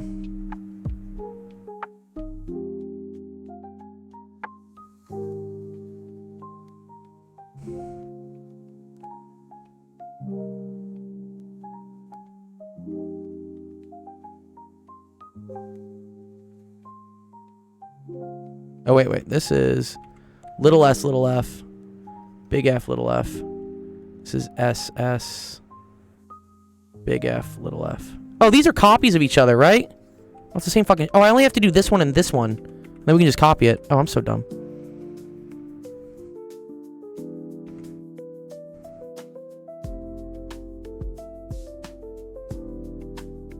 Where can we watch other lives? They're gonna be on Twitch. So again, if you go to this website, actualofficehours.com, I highly recommend you click the watch live on Twitch, because then what'll happen is when this show ends, I will take us to another person on Twitch who is also doing science. So unfortunately, TikTok doesn't allow you to really raid or like take people to other streams, but Twitch does. All right. Cool. There we go. That's all of them. All right. Green seeds and white flowers. So green seeds is either... Okay, so green seeds and white flowers is like any like big S or big F in it, right? Because it's dominant. The second you see a big S in it, it's automatically going to be green. And then the second you see a big F in there, it's automatically going to be white. Right? So green seeds, remember green seeds could either be big S, little s, or big S, big S. And then white flowers is also either like big F, little f, or big F, big F. So really you just need to find a capital in each of them. So which ones have capitals in each of them? And again, remember that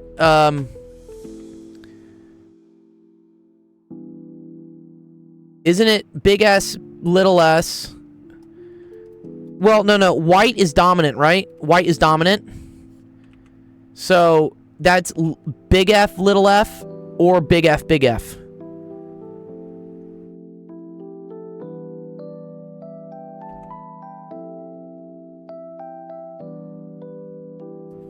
And then green seeds is either big S, little s, or big S, big S.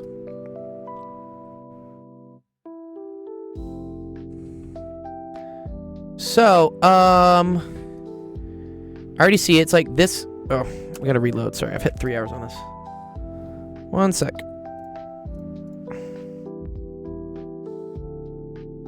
I'm just gonna go all the way back.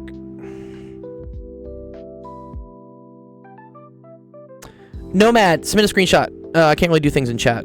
There's too much going on in my chat. Okay. So, let's call this like the green ones, okay? So green seeds, so that's this, this, this, this, this, this, this, this. It's not these, right? Because these are both little s's. Actualofficehours.com, that website down there. Oh, it's also all these. Yeah, okay. So, all of them except 4. So 12. Green seeds and purple flowers. So purple flowers is the little f's. I don't see anywhere where you have 2 little f's, right? And the reason for that is these are all big F's and these are all little f's. So there's no way for you to get 2 little f's. So that's 0. Yellow seeds, that was possible. That's little s, little s. And white flowers, that's these. That's 4. And then, right, there's no way to get purple flowers. That's also 0. There you go. Nice. Fun question. I thought it was pretty cool.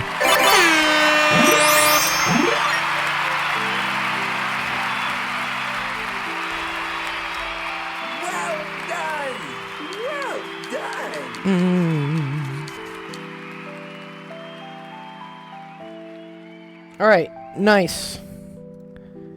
Good question, DMs. I'm going to put that. So, there's a screenshot for you.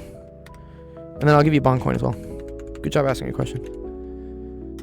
All right, I have a minute. No, I have 12 seconds left. Okay, sorry. I do have to end the stream. But okay, well, there's only 3 questions we didn't get to. So this one looks really fun. I don't know how you remember how that works. I've just done it all. I do want to do this one. This is interference. And then, ooh, this is a great math question for either Zach or Penn. And then the line segments. I like this. Okay, also good math questions. Okay, I do unfortunately have to go, so let me close the stream out. All right, thank you everyone for coming to Actual Education Office Hours today.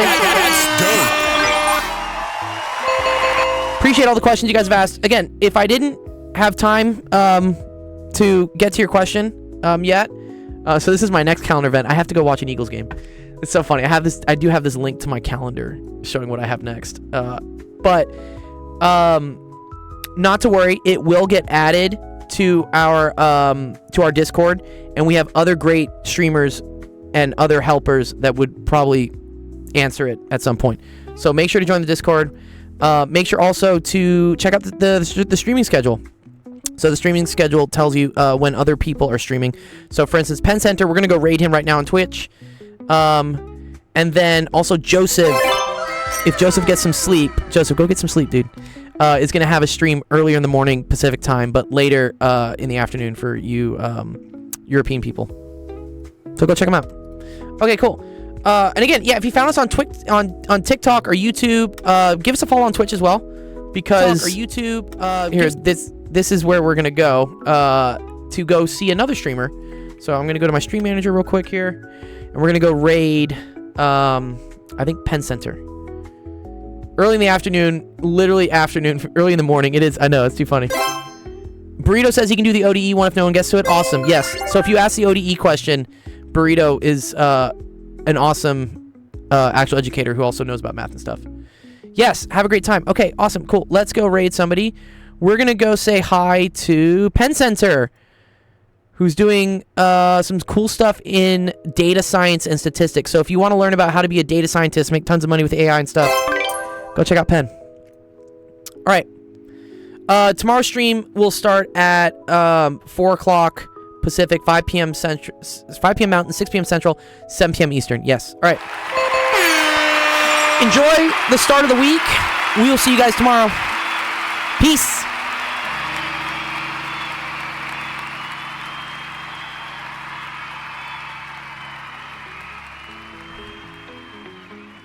Brace yourselves, everyone.